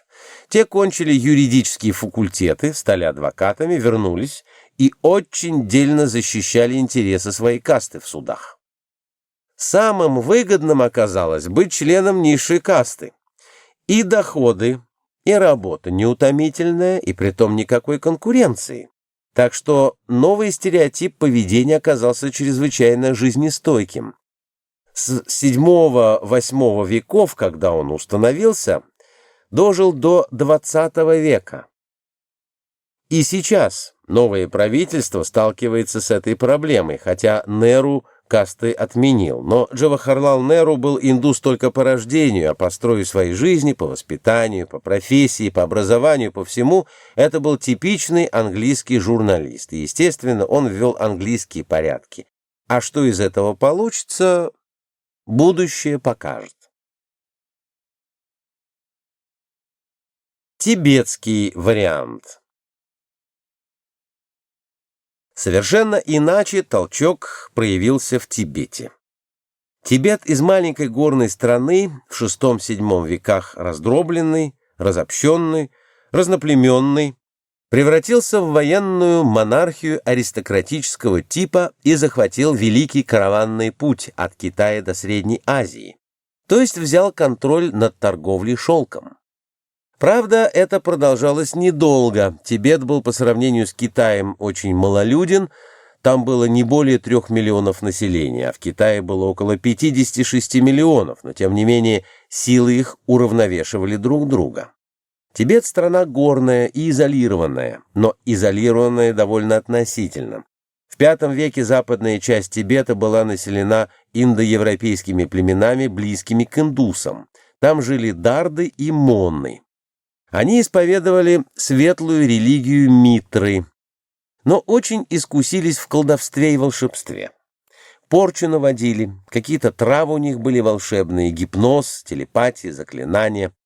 Всего такого у них было полным-полно, и при этом сами они были европеоидного типа. А в Восточный Тибет из Южного Китая бежали от китайцев некитайские племена. Они постепенно поднимались по великой реке Брахмапутри и здесь назывались кяны.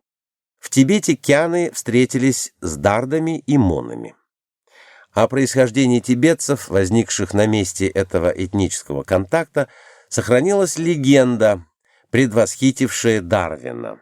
Правда, в отличие от Дарвина, люди только наполовину обезьяны. Обезьяной был их предок-отец. Мама-самка была Ракшас, что-то вроде лешего. Ракшас — это горные и лесные демоны. А было якобы так. Чертовка Ракшас увидела прекрасного царя обезьян, который пришел в Тибет спасаться по буддийской вере. Она в него влюбилась, пришла к нему и потребовала, чтобы он на ней женился. Бедный царь обезьян был отшельником, учеником Авалокиты. Он знать не хотел никаких женщин вообще, он пришел сюда заниматься спасением своей души. А вместо этого, пожалуйста, явилась влюбленная ведьма и требует взаимности. Но он категорически отказался. Тогда она спела ему песню. «О, обезьяний царь, услышь меня, молю, по воле злой судьбы я бес, но я люблю. И страстью сожжена, теперь к тебе стремлюсь, со мной не ляжешь ты, я с демоном сольюсь. По 10 000 душ мы будем убивать, мы будем жрать тела, мы будем кровь лизать и породим детей жестоких, словно мы. Они войдут в Тибет, и в царстве снежной тьмы у этих бесов злых возникнут города, и души всех людей пожрут они тогда. Подумай обо мне и милосерден будь, ведь я люблю тебя, приди ко мне на грудь». Бедный отшельник, испуганный такой настойчивостью, обратился к Авалоките и стал ему молиться. «Наставник всех живых, любви и блага свет, я должен соблюдать монашеский обет. Увы, бесовка вдруг возжаждала меня, мне причиняет боль, тоскуя и стеня, и крутится вокруг, и рушит мой обет. Источник доброты, подумай, дай совет». Авалокита подумал, посоветовался с богинями Танир и Тара и сказал: «Стань мужем горной ведьмы». А богини закричали: «Это очень хорошо, даже очень хорошо!» И обезьяна с ведьмой народили детей. Дети были самые разные. Одни были умные, похожие на отшельника, другие хищные, похожие на маму, но все они хотели есть, а есть было нечего. Потому что отец и мать, занятые самосовершенствованием, о них не заботились, они стали кричать: «Что же нам есть?». Тогда бывший отшельник обратился опять к Авалоките и пожаловался ему: «Учитель, я в грязи, средь сонмища детей, наполнен ядом плод, возникший из страстей. Греша по доброте, я был обманут тут. Мне вяжет руки страсть, страдания гнетут. Жестокая судьба и мук духовных яд, и боли злой гора всегда меня томят. Источник доброты, ты должен научить, что надо делать мне, чтоб дети стали жить. Сейчас они всегда как бесы голодны, а после смерти в ад не зринуться должны. Источник доброты, скажи, скажи скорей, и милосердие дар пролей, пролей, пролей». А Волокита помог ему, дал бобы, пшеницу, ячмень и всякие плоды и сказал: «Брось в землю, они вырастут, и ты будешь кормить детей». И вот от этих детей пошли тибетцы. Древняя легенда довольно точно передает коллизию, которая исторически подтверждается. Наличие двух этнических субстратов, которые в условиях пассионарного толчка консолидировались и создали единый, монолитный, весьма энергичный, хотя и многоэлементный, мозаичный внутри системы тибетский этнос. Исходными элементами этого этноса были, с одной стороны, дартские и монские индоевропейские племена, а с другой — монголоидные кяны. Кян — древнее произношение тян. Все они были духовно скреплены единой верой, митраистской религией Бон, но не могли достичь политического единства, потому что каждое племя не желало признать главенство другого. Но тибетцам повезло, им удалось найти компромисс. В эпоху великого упадка Китая в V веке, когда в бассейне Желтой реки шла жуткая резня, один из побежденных вождей бежал от своих победителей табгачей, этнос, пришедший из Сибири, в Тибет. Звали его Фан Ни. Тибетцы приняли его с отрядом и выбрали своим ценпо. Ценпо — это не то царь, не то председатель, не то президент. В общем, высшая тибетская должность с большими полномочиями и без всякой возможности их осуществления. Таким образом, нейтральный пришелец Фан Ни стал главой всех тибетцев с большими прерогативами, но без реальной власти, потому что он должен был считаться и со жрецами Бона, и с племенными вождями. Тем не менее, единая организация была создана, и тибетцы стали распространяться на запад, завоевывая памирские земли, и на восток. Шаншун — это Северный Тибет, они не захватывали, потому что жить там плохо. Слишком большая влажность, муссоны с Индийского океана, достигая хребтов Северного Тибета, выпадают здесь проливными дождями. Дальше, через Кунлунь, они не переносятся, но в Северном Тибете такая сырость, что и кизяк гниет сразу же, не сохнет, и деревья, если падают, немедленно гниют. И нечем развести огонь, хотя лесов много и зверей много. Поэтому тибетцы двинулись на восток и запад. Каждый поход надо было согласовывать со всеми вождями племен и с жрецами религии Бон. Руки у Ценпо были связаны, а он стремился к реальной власти, поэтому обратил свои взоры к буддизму. Как я уже говорил, буддийские общины всегда ютились у подножия деспотических престолов, потому что деспот, не имеющий опоры в народе, нуждается в космополитичных интеллигентных советниках и сотрудниках, не связанных с народом и обязанных лично ему. Буддийская община по принципам своим всегда экстерриториальна. Человек, вошедший в общину, рвет все прежние этнические, племенные, родовые связи. Поэтому деспоту очень удобно использовать энергичных буддистов в качестве своих советников или чиновников. Этот опыт перенял один из ценпо, Срон Цангамбо. Он пригласил к себе буддистов и сказал им, что он разрешает проповедовать буддизм в Тибете и тем самым надеется получить оппозицию племенным вождям и жрецам бонской веры. Коллизия известная. Престол выступает против традиционной аристократии и церкви. В Европе такое бывало неоднократно. Кончилось это для Срон Цангамбо плохо, несмотря на его исключительную энергию. Источники сообщают о постройке им великолепного дворца Патала. Его можно увидеть на многочисленных картинках, он до сих пор стоит. Тогда строили надежно. Вокруг дворца тогда валялись вырванные глаза, отрубленные пальцы, руки, головы, ноги людей, которые или не хотели принимать буддийскую веру, или спорили с ней. Потом куда-то исчез сам Ценпо. Буддизм оказался в гонении, потом царь появился снова. История темная. Я просидел несколько лет над тибетской историей этого периода и пришел к выводу, что установить хронологию этого периода при наличии даже нескольких версий, собственно, тибетской, китайской и отрывочных сведений, которые сохранились в Индии, они переведены на английский и все сейчас доступны, очень трудно. Ясно то, что в Тибете сложились две партии. Монархическая, которую поддерживали буддисты, которая хотела совершить в стране переворот с ущербом для аристократии и традиционной церкви, и партия традиционалистов, аристократов, сторонников Бона и противников буддизма. С одним из последних, Мажаном, произошла такая история.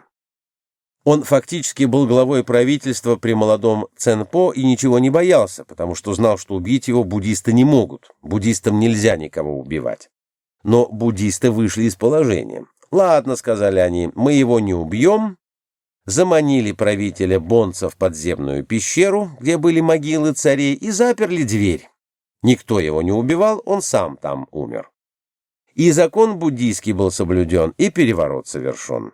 Молодой Ценпо был объявлен воплощением Маньчжушри, бодхисаттвы мудрости. Он вел жесточайшие войны руками своих бонских подданных, но правил ими при помощи буддийских советников. Кончилось это все трагически. Бонские жрецы его околдовали, когда он изменил своей тибетской жене в пользу индусской. Обиженная жена заполучила его нательное белье.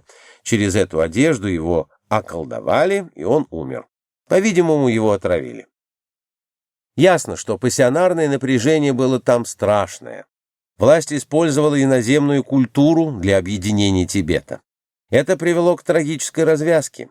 Последний монарх Лангдарма вернулся к вере предков и начал истреблять всех буддийских монахов. Тогда один буддийский монах решился его убить, пожертвовал своей душой, не жизнью, которой не жаль, а бессмертием, ведь душа монаха-убийцы должна развалиться, погибнуть и в нирвану уже никогда не попасть. Но он ради веры пожертвовал душой, застрелил Лангдарму и убежал. А потом началась полная анархия. Тибет развалился, а ведь это была крупная держава. Непал и часть Бенгалии принадлежали ей. Каждое племя огородилось дозорами, каждый монастырь и замок огородились высокими стенами. Выйти куда-нибудь попасти скот или поохотиться стало связано с риском для жизни. То есть в Тибете после этой пассионарной вспышки сгорание произошло настолько быстро, что все взорвалось. Буддизм потерял Тибет полностью. Тибетцы вернулись к старой вере и колдовству, которое их очень устраивало. Можно околдовать врагов и опоить их зельем, навести на них порчу — очень хорошие средства борьбы. Но в XI веке явился туда новый проповедник Атиша, который стал проповедовать мягкие формы буддизма, а буддизм в это время имел уже огромное количество разных форм. У него оказался талантливый ученик, поэт Миларайба, который сочинял дивные стихи. И эти стихи на родном тибетском языке дошли до сердец тибетцев. Постепенно тибетцы стали переходить в буддизм, принимать его принципы, и даже Бон разделился на черный Бон, враждебный буддизму, и белый Бон, компромиссный буддизму. Продолжалось это до XV века, пока там не появился новый гениальный тибетский мальчик Цзонхава, который создал желтую веру, тот буддизм, который стали исповедовать монголы, буряты и калмыки. Вера эта складывалась под влиянием несторианства, которое было принесено еще в VI веке в Восточную Азию. Все это уже подробности истории культуры, которые нас сейчас не интересуют. Хунский вариант. Восточная Азия разделена климатическим барьером на два больших региона. Первый – Срединная равнина, Чжун-Го, между великими реками Хуанхэ и Янцзы, теплая влажная страна, орошаемая тихоокеанскими муссонами. Севернее ее сухие степи и пустыни нынешней Монголии и Джунгарии, малопригодные для земледелия. Еще в древности первый объединитель Срединной равнины Цинь Шихуанди приказал соорудить стену, разделившую оба эти региона. И хотя стена неоднократно ломалась и рассыпалась, ее возобновляли. Так древние географы нашли наилучшее место для границы между двумя географическими регионами. Севернее этой границы последовательно возникали и исчезали саки, хунны, табгачи, древние тюрки, тюркюты, уйгуры и монголы. А южнее историки насчитывают три витка этногенеза – архаический, древний и средневековый. Очевидно, и до архаического периода были какие-то неизвестные нам этногенезы, как, впрочем, и во всех ранее перечисленных вариантах. Предки аборигенов бассейна Хуанхэ, которых мы в дальнейшем для простоты будем называть по привычке китайцами, постоянно вели войны друг с другом и вытеснили ряд племен на север. Беглецы, покинувшие родину и укрывшиеся за просторами пустыни Гоби, были предками хуннов. В нынешней Монголии они смешались с местными племенами, имевшими уже развитую и богатую культуру. Так сложился новый этнос – хунны. В IV веке до нашей эры хунны образовали мощную державу, племенной союз 24 родов, возглавляемый пожизненным президентом Шаньюем, и иерархии племенных князей, правых, западных и левых, восточных. Хунны были воинственны, мужественны, восприимчивы к культуре. Казалось, что им предстоит великое будущее. Не только хунны, но и их соседи оказались в ареале толчка или взрыва этногенеза, на этот раз вытянутого по широте от Маньчжурии до Согдианы. Восточные кочевники, предки сяньбийцев, древних монголов, подчинили себе хуннов, а сагдийцы – юечжи, продвинувшись с запада и Средней Азии до Ордоса, обложили хуннов данью.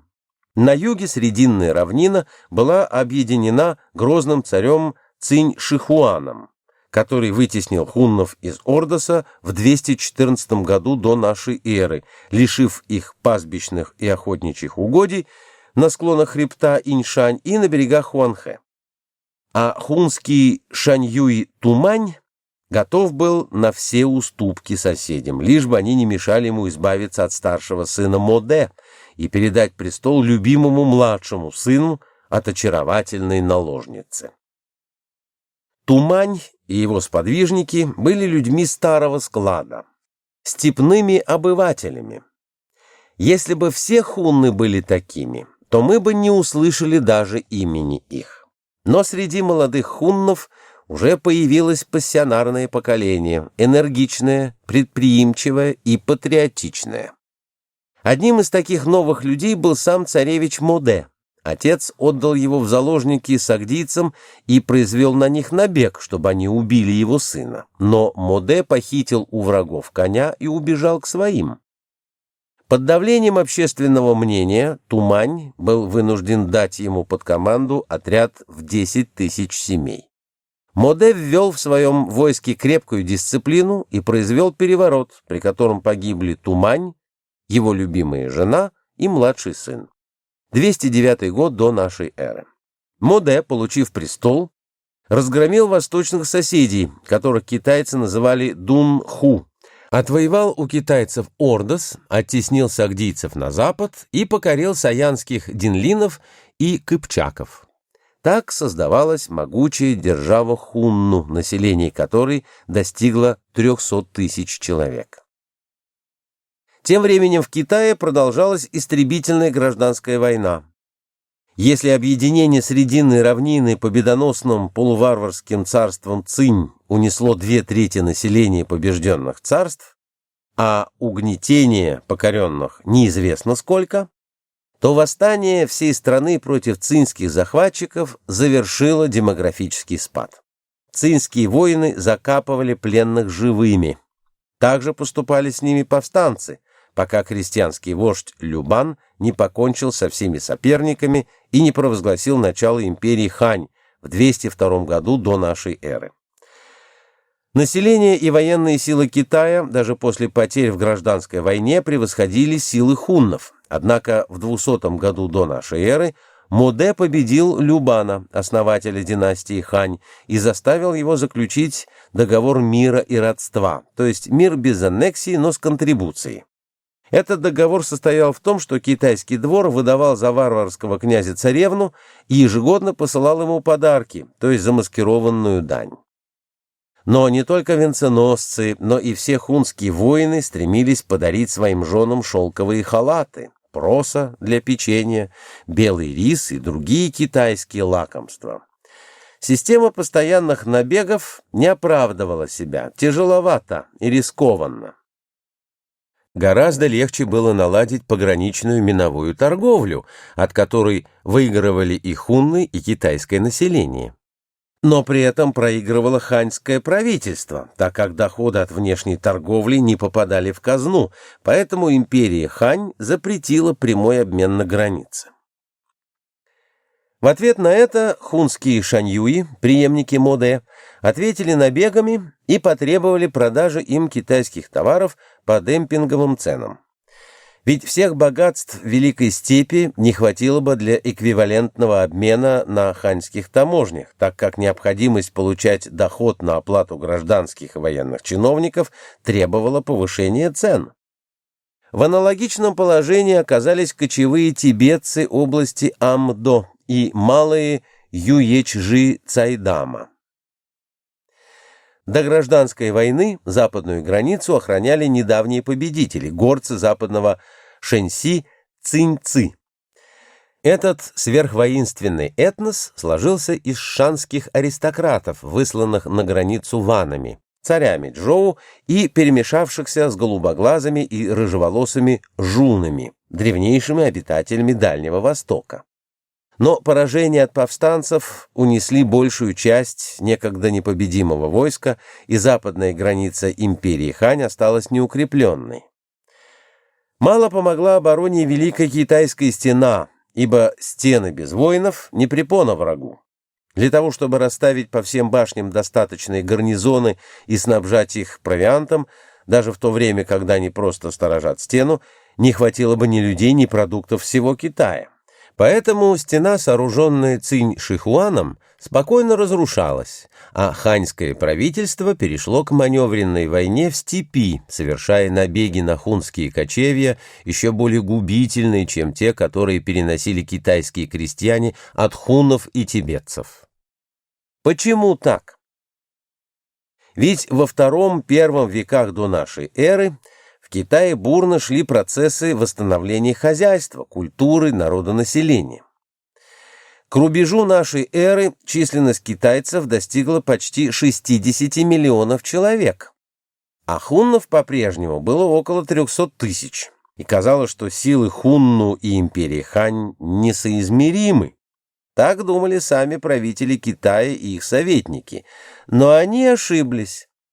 Сравнительная сила держав древности измеряется не только человеческим поголовьем, но и фазой этногенеза или возрастом этноса.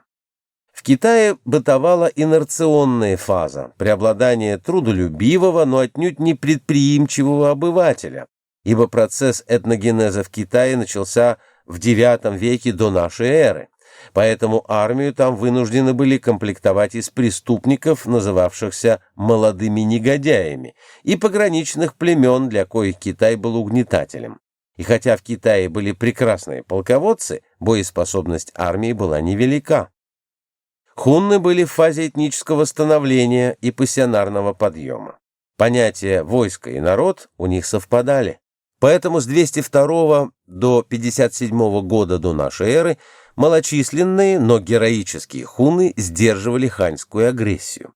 И только ловкость китайских дипломатов, сумевших поднять против хунну окрестные племена и вызвать в среде самих хуннов междоусобную войну, позволили империи Хань счесть хуннов покоренными и включенными в состав империи. Однако это подчинение было скорее формальным. Часть хуннов откочевала на запад, в долину реки Талас, и вступила в союз с парфянами. Те прислали на поддержку хуннам отряд римских военнопленных, и в 36 году до нашей эры произошла встреча римлян с китайцами. Римляне пошли в атаку с сомкнутым строем, черепахой, прикрывшись щитами. Китайцы выставили тугие арбалеты и расстреляли римлян, не потеряв ни одного бойца, после чего взяли крепость и убили всех защитников. Этот эпизод весьма поучителен. Если китайцы I века до нашей эры были сильнее римлян, но слабее хуннов, против которых использовали численный перевес, то законно сделать вывод о том, что энергетический импульс молодого этноса уравнивает численность и организацию этносов старых, то есть успевших создать свою цивилизацию, где бы это ни случилось, в Риме, Англии, Аравии или на острове Пасхи, закономерность обща для всех. И действительно, как только Китай перешел от деликатного обращения с хуннами к попытке вмешаться в их внутренние дела, на что посягнул узурпатор Ван Ман в IX году нашей эры, хунны восстали, отложились от Китая и помогли китайским крестьянам, краснобровым, сбросить и убить узурпатора в 25 году. Эта авантюра стоила Китаю 70% жителей. Но к 157 году численность населения восстановилась до 56 миллионов человек. Но это были уже не те люди. В конце II века очередное крестьянское восстание желтых повязок погубило династию Хань и древнекитайскую цивилизацию. Фаза инерции этногенеза сменилась фазой обскурации. В III веке население Китая упало до 7-8 миллионов человек. И это были уже не мужественные работящие крестьяне, а усталые и деморализованные люди, не способные защитить себя от пришлых племен – хуннов, тангутов и сяньбийцев. Ханьская агрессия на Запад не состоялась, и в этом заслуга хуннов перед человечеством. Дальше в I-II веках последовал разгром державы Хунну, но не китайскими войсками империи Хань, а степными, лесными и горными соседями хуннов, не сумевших установить с ними дружеских отношений. Севернее державы Хунну, в Минусинской котловине, лежала страна динлинов. Хунны подчинили ее, и на месте тагарской культуры возникла таштыкская, в которой монголоидный элемент увеличился, видимо, вследствие контакта с хуннами. В 85 году динлины восстали и участвовали в разгроме хуннов вместе с Сяньби и Китаем, разбиты сяньбийцами в 157 году. Сяньби, древние монголы, родились как этнос вместе с хуннами от одного толчка. Но они отстали в развитии, и потому, когда у хуннов наступила акматическая фаза, сяньбийцы были еще в фазе подъема. Поэтому им удалось одержать победу над хуннами в 91 году. А в 155-181 годах талантливый вождь Тан Шихай подчинил себе территорию современной Монголии и разгромил в 177 году 3 китайские армии, пытавшиеся вторгнуться в Великую степь. После его смерти сяньбийская держава распалась. Как видно, у сяньбийцев тоже наступил пассионарный перегрев. В отличие от патриархально-родового строя хунну, Тан Шихай создал подлинную военную демократию, то есть превратил народ в войско. Именно это помогло ему одержать победы, но потом обеспечило быстрый распад державы. Ведь воины чтут только личность вождя, а для того, чтобы охранять социальную систему, нужна еще и традиция. Вот почему побежденные и расколотые на 3 державы хунны пережили своих победителей. До V века хунны были мощны и в Азии, и в Европе, пока процесс этногенеза не привел их к естественному концу. Танский, табгачский вариант. К III веку нашей эры закончился древнекитайский виток этногенеза, а природные бедствия, вековая засуха, вытеснила хуннов из степи на берегах Хуанхэ. Слишком тесный контакт с китайцами не пошел на пользу ни тем, ни другим. От войн, голода и разрухи население Северного Китая сократилось на 80%. Но в VI веке ось пассионарного толчка прошла через Северный Китай. Интересующий нас период совпал с VI веком, когда жители Срединной равнины слова «Китай» не знали. Часть их была помесью обитателей долины Хуанхэ с пришлыми табгачами. Другая часть, их злейшие враги, были аборигенами. Ныне мы их называем китайцами, но это часто возникающая филологическая ошибка – перенос названия с одного предмета на другой. Название Китай относилось к небольшому племени в Западной Маньчжурии, а древнерусские географы распространили это название на жителей Срединной равнины и даже на обитателей тропических джунглей за рекой Янцзы. Но в VI веке существовали 2 названия – Чжунго-жень, человек Срединного государства, срединник, и табгач. Первые создали империю Суй, 581-618 годы. Мы договорились называть их китайцами, а псевдо-табгачи – Тан, 618-907 годы. Этих последних мы будем называть имперцы, ибо фактически создатель империи Тан, Тайцзун Ли Шиминь, подобно Александру Македонскому, попытался объединить 2 суперэтноса – степной и китайский.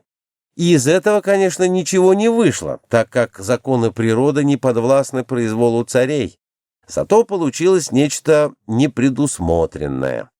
Вместо противостояния Великой степи и Срединной равнины возникла 3-я сила империя Тан, равно близкая и равно чуждая кочевникам и земледельцам. Это был молодой этнос, и судьба его была замечательна. Окинем взглядом ход событий. К 577 году тюркютский каганат расширился на запад до Крыма. Это значит, что силы тюркютов были рассредоточены, а Китай Северный объединился. Ян Цзянь, суровый полководец царства Бэйчжоу, завоевал царство Бэйци, а вслед за тем подчинил Южный Китай. Хоулян и Чэнь в 587 году и в 589 году. Китай сразу стал сильнее каганата, переживавшего Первую междоусобную войну, и к 604 году расколовшегося на восточные и западные каганаты. Этот раскол был тоже не случайным. В Великой Степи правители вынуждены считаться с настроениями воинов, а так как все мужчины были воинами, то значит с чаяниями народов. А коль скоро народы в Монголии и Казахстане в VI-VII веках были разными, и их интересы, быт и культура различались, то раскол каганата был неизбежен. В 604 году погиб последний общий тюркский хан, убитый тибетцами, и два новообразовавшихся каганата оказались вассалами империи Суй. Молодая империя Суй, находившаяся в фазе подъема, была сильнее, богаче и многолюднее каганата, уже вступившего в инерционную фазу. Казалось, что Китай вот-вот станет господином мира, но человечество спас преемник Ян Цзяня Ян Ди. Это был человек, в котором сочетались глупость, чванство, легкомыслие и трусость. Роскошь при его дворе была безмерна, пиры, оргии с тысячами, наложниц, постройки увеселительных павильонов с парками от Чан-Ани до Лаяна, смыкающимися между собой, подкупы тюркютских ханов и старейшин, поход в Турфан и войны с Кореей, абсолютно неудачный, ибо сам император принял командование, не зная военного дела, и так далее. Налоги возросли и выколачивались столь жестоко, что китайцы, ставшие молодым этносом, восстали. Восстал и тюркютский хан. Отказавшийся быть куклой в руках тирана, восстали пограничные командиры, буддийские сектанты, поклонники Майтреи и южные китайцы, завоеванные отцом деспота. Ян Ди укрылся в горном замке и там пировал со своими наложницами, пока его не придушил один из придворных. Этот пример приведен для того, чтобы показать, что личные качества правителя, хотя и не могут нарушить течение истории, но могут создать в этом течении завихрения, от которых зависит жизнь и судьбы их современников. Подавляющее большинство китайцев, сильно и слабо пассионарных, стремились к национальному подъему и поддерживали принципы Суй. Но коронованный дегенерат парализовал их усилия, и победу в гражданской войне 614-619 годов одержал пограничный генерал Ли Юань, обучивший свою дивизию методам степной войны и отразивший тюркютов, пытавшихся вторгнуться в Китай.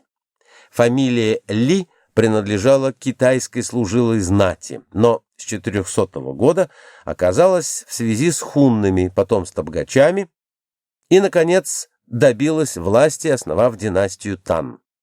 Опорой династии были не китайцы и не тюркюты, а смешанное население северной границы Китая и южной окраины Великой Степи. Эти люди уже говорили по-китайски, но сохранили стереотипы поведения табгачей. Ни китайцы, ни кочевники не считали их за своих. По сути дела, они были третьей вершиной треугольника, образовавшегося за счет энергии пассионарного толчка. Сам Ли Юань был просто толковым полководцем, но его второй сын, Тай Цзун Ли Шиминь, оказался мудрым политиком и правителем, подлинным основателем блестящей империи Тан. Когда к нему прибыли послы от наших саянских кыргызов, он им сказал: «Мы с вами родственники, одноплеменники одного народа».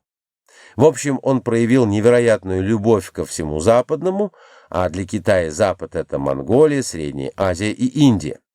Индия поставляла буддизм. А в это время, в VII веке, в самой Индии буддистам стало плохо. поэтому они с удовольствием переезжали в Китай, чтобы становиться там учителями.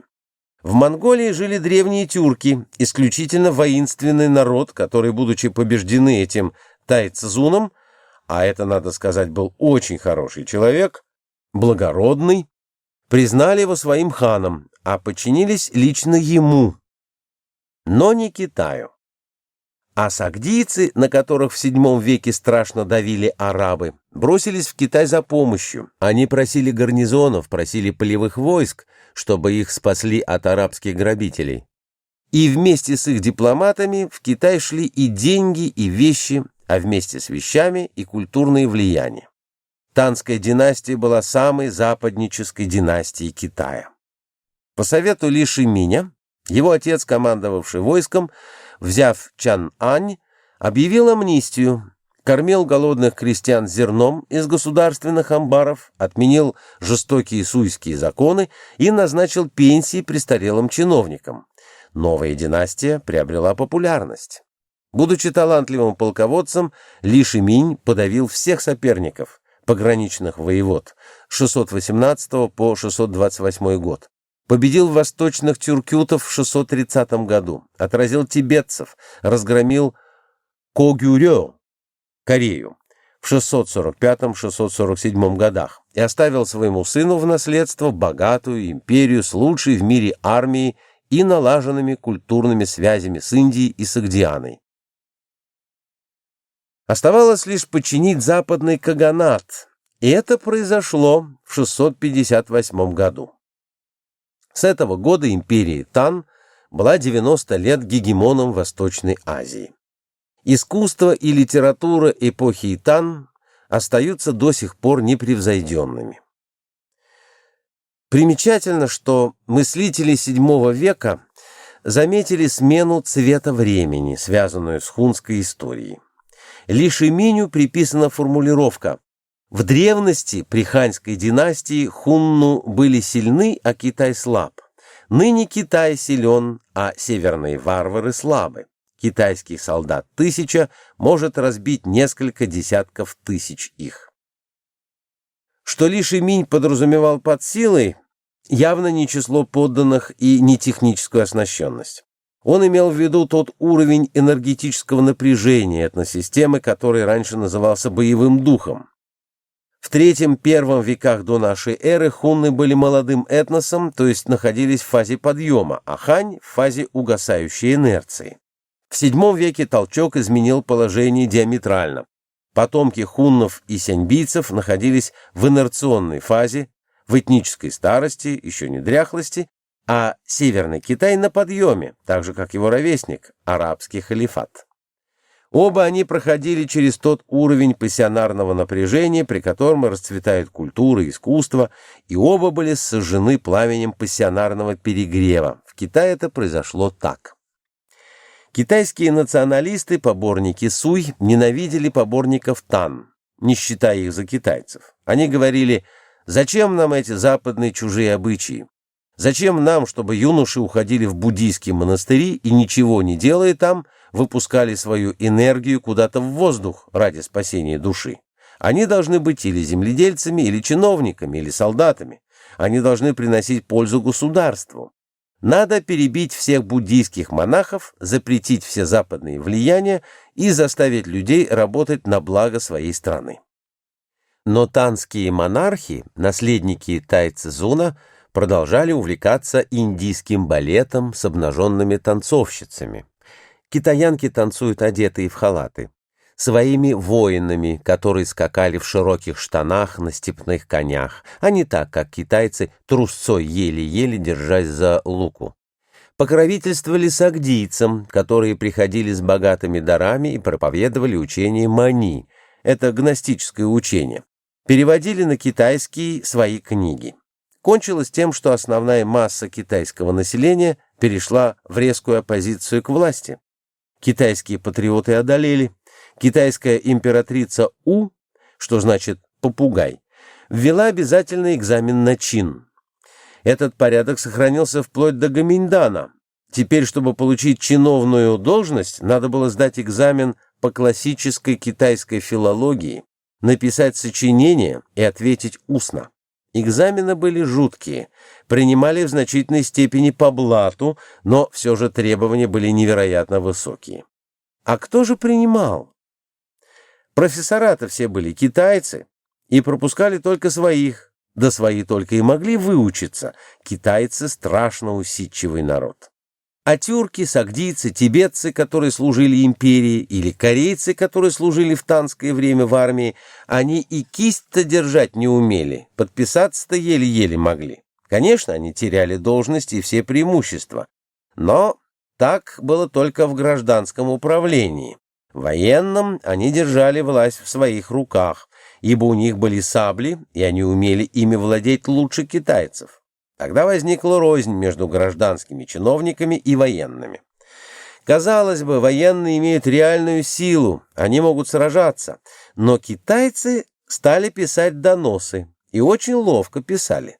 Они оговаривали всех наиболее способных полководцев, наиболее лояльных принцев Танского дома, наиболее выдающихся солдат, и тех по доносам казнили. В армию засылали массу шпионов, которые должны были обо всем доносить. Китайцы-то к этому привыкли, подумаешь, стукач. А тюрки этого переносить не могли. Как же это? Он мой боевой товарищ или стукач? Что-нибудь одно. И если про кого выясняли, что стукач, то его убивали. Но тогда им присылали следующего. Таким образом, выявлялось полное этническое несоответствие. Кончилось тем, что императрица У произвела переворот и казнила почти всех принцев Танского дома, кроме собственного сына, которого загнала в жуткую ссылку. Потом ее низвергли, сына вызвали, и он, хотя и был совершенно травмирован, стал, однако, управлять страной весьма сносно. Но тогда его жена произвела очередной переворот. Китаянки действовали смело и пассионарно. Ее прикончили сторонники Танского дома, но за это время, пока она торжествовала, тюрки восстали. Сагдийцы предпочли подчинение арабам, а тибетцы бросились на западную границу. В 682 году Кутлук-эль-Терес-хан восстановил тюркский каганат, и до 745 года тюрки отражали китайские набеги на Великую степь. Борьба была неравной. Китайцы путем дипломатии лишили тюрок союзников и подвергли истреблению, еще более страшному, чем хуннов. Но уже в 751 году китайские армии потерпели поражение на 3 фронтах. Арабы победили китайцев при Талосе, чем принудили их покинуть Среднюю Азию. Кидани разгромили китайский карательный корпус в Маньчжурии, лесные племена Юньнани, освободившиеся от власти Китая в 738 году у озера Сиер, начисто уничтожили 60-тысячную оккупационную армию, а их союзники, тибетцы, вытеснили китайцев с берегов озера Кукунор. Танская агрессия захлебнулась так же, как на 600 лет раньше ханьская, и, что особенно важно, по тем же причинам. Но выводы делать еще рано. Продолжим анализ. Реальной силой империи Тан была наемная армия, вербовавшаяся среди иноземцев, ибо для придворных китайцев терпимость династии Тан была одиозной как по отношению к буддизму, так и в плане компромиссов со степняками. Кончилось все катастрофой. Один из генералов Ань Лушань, сын сагдийца и тюркской княжны, в 756 году возглавил в местечке Юйянь восстание 3 регулярных корпусов, составлявших ударную силу армии. 3 корпуса, 150 тысяч человек, под звук барабанов поклялись, что они испепелят эту подлость, стукачество. Лучше погибнут все, но мириться с этим не будут. И началась страшная гражданская война, которая продолжалась всего 6 лет, но унесла в могилу 36 миллионов жизней. До войны в Китае было 53 миллиона населения, после войны осталось 17. В то время каждый профессиональный воин был, по нашему счету, мастер спорта, а то и чемпион по фехтованию и верховой езде, а против них пришлось бросить необученные крестьянские толпы, горожан и императорскую гвардию, состоявшую из сынков богатых фамилий, тоже необученную, только очень шикарную. Поэт Ду Фу писал об этом так. «Пошли герои снежную зимою на подвиг, оказавшийся напрасным, и стала кровь их в озере водою, и озеро Чэньтао стало красным. В далеком небе дымка голубая, уже давно утихло поле боя, но 40 000 воинов Китая погибли здесь, пожертвовав собою. И варвары ушли уже отсюда, кровавым снегом стрелы обмывая, шатаясь от запоя и от блуда, и варварские песни распевая, а горестные жители столицы, на север оборачиваясь, плачут, они готовы день и ночь молиться, чтоб был поход правительственный начат». Но поход правительственный удалось начать, только попросив помощи у своих заклятых врагов, уйгуров и тибетцев. И когда регулярные части уйгурского хана и тибетского Цэнпо пришли на помощь своему естественному противнику, императору Китая, то войска Ань-Лушаня стали терпеть поражение.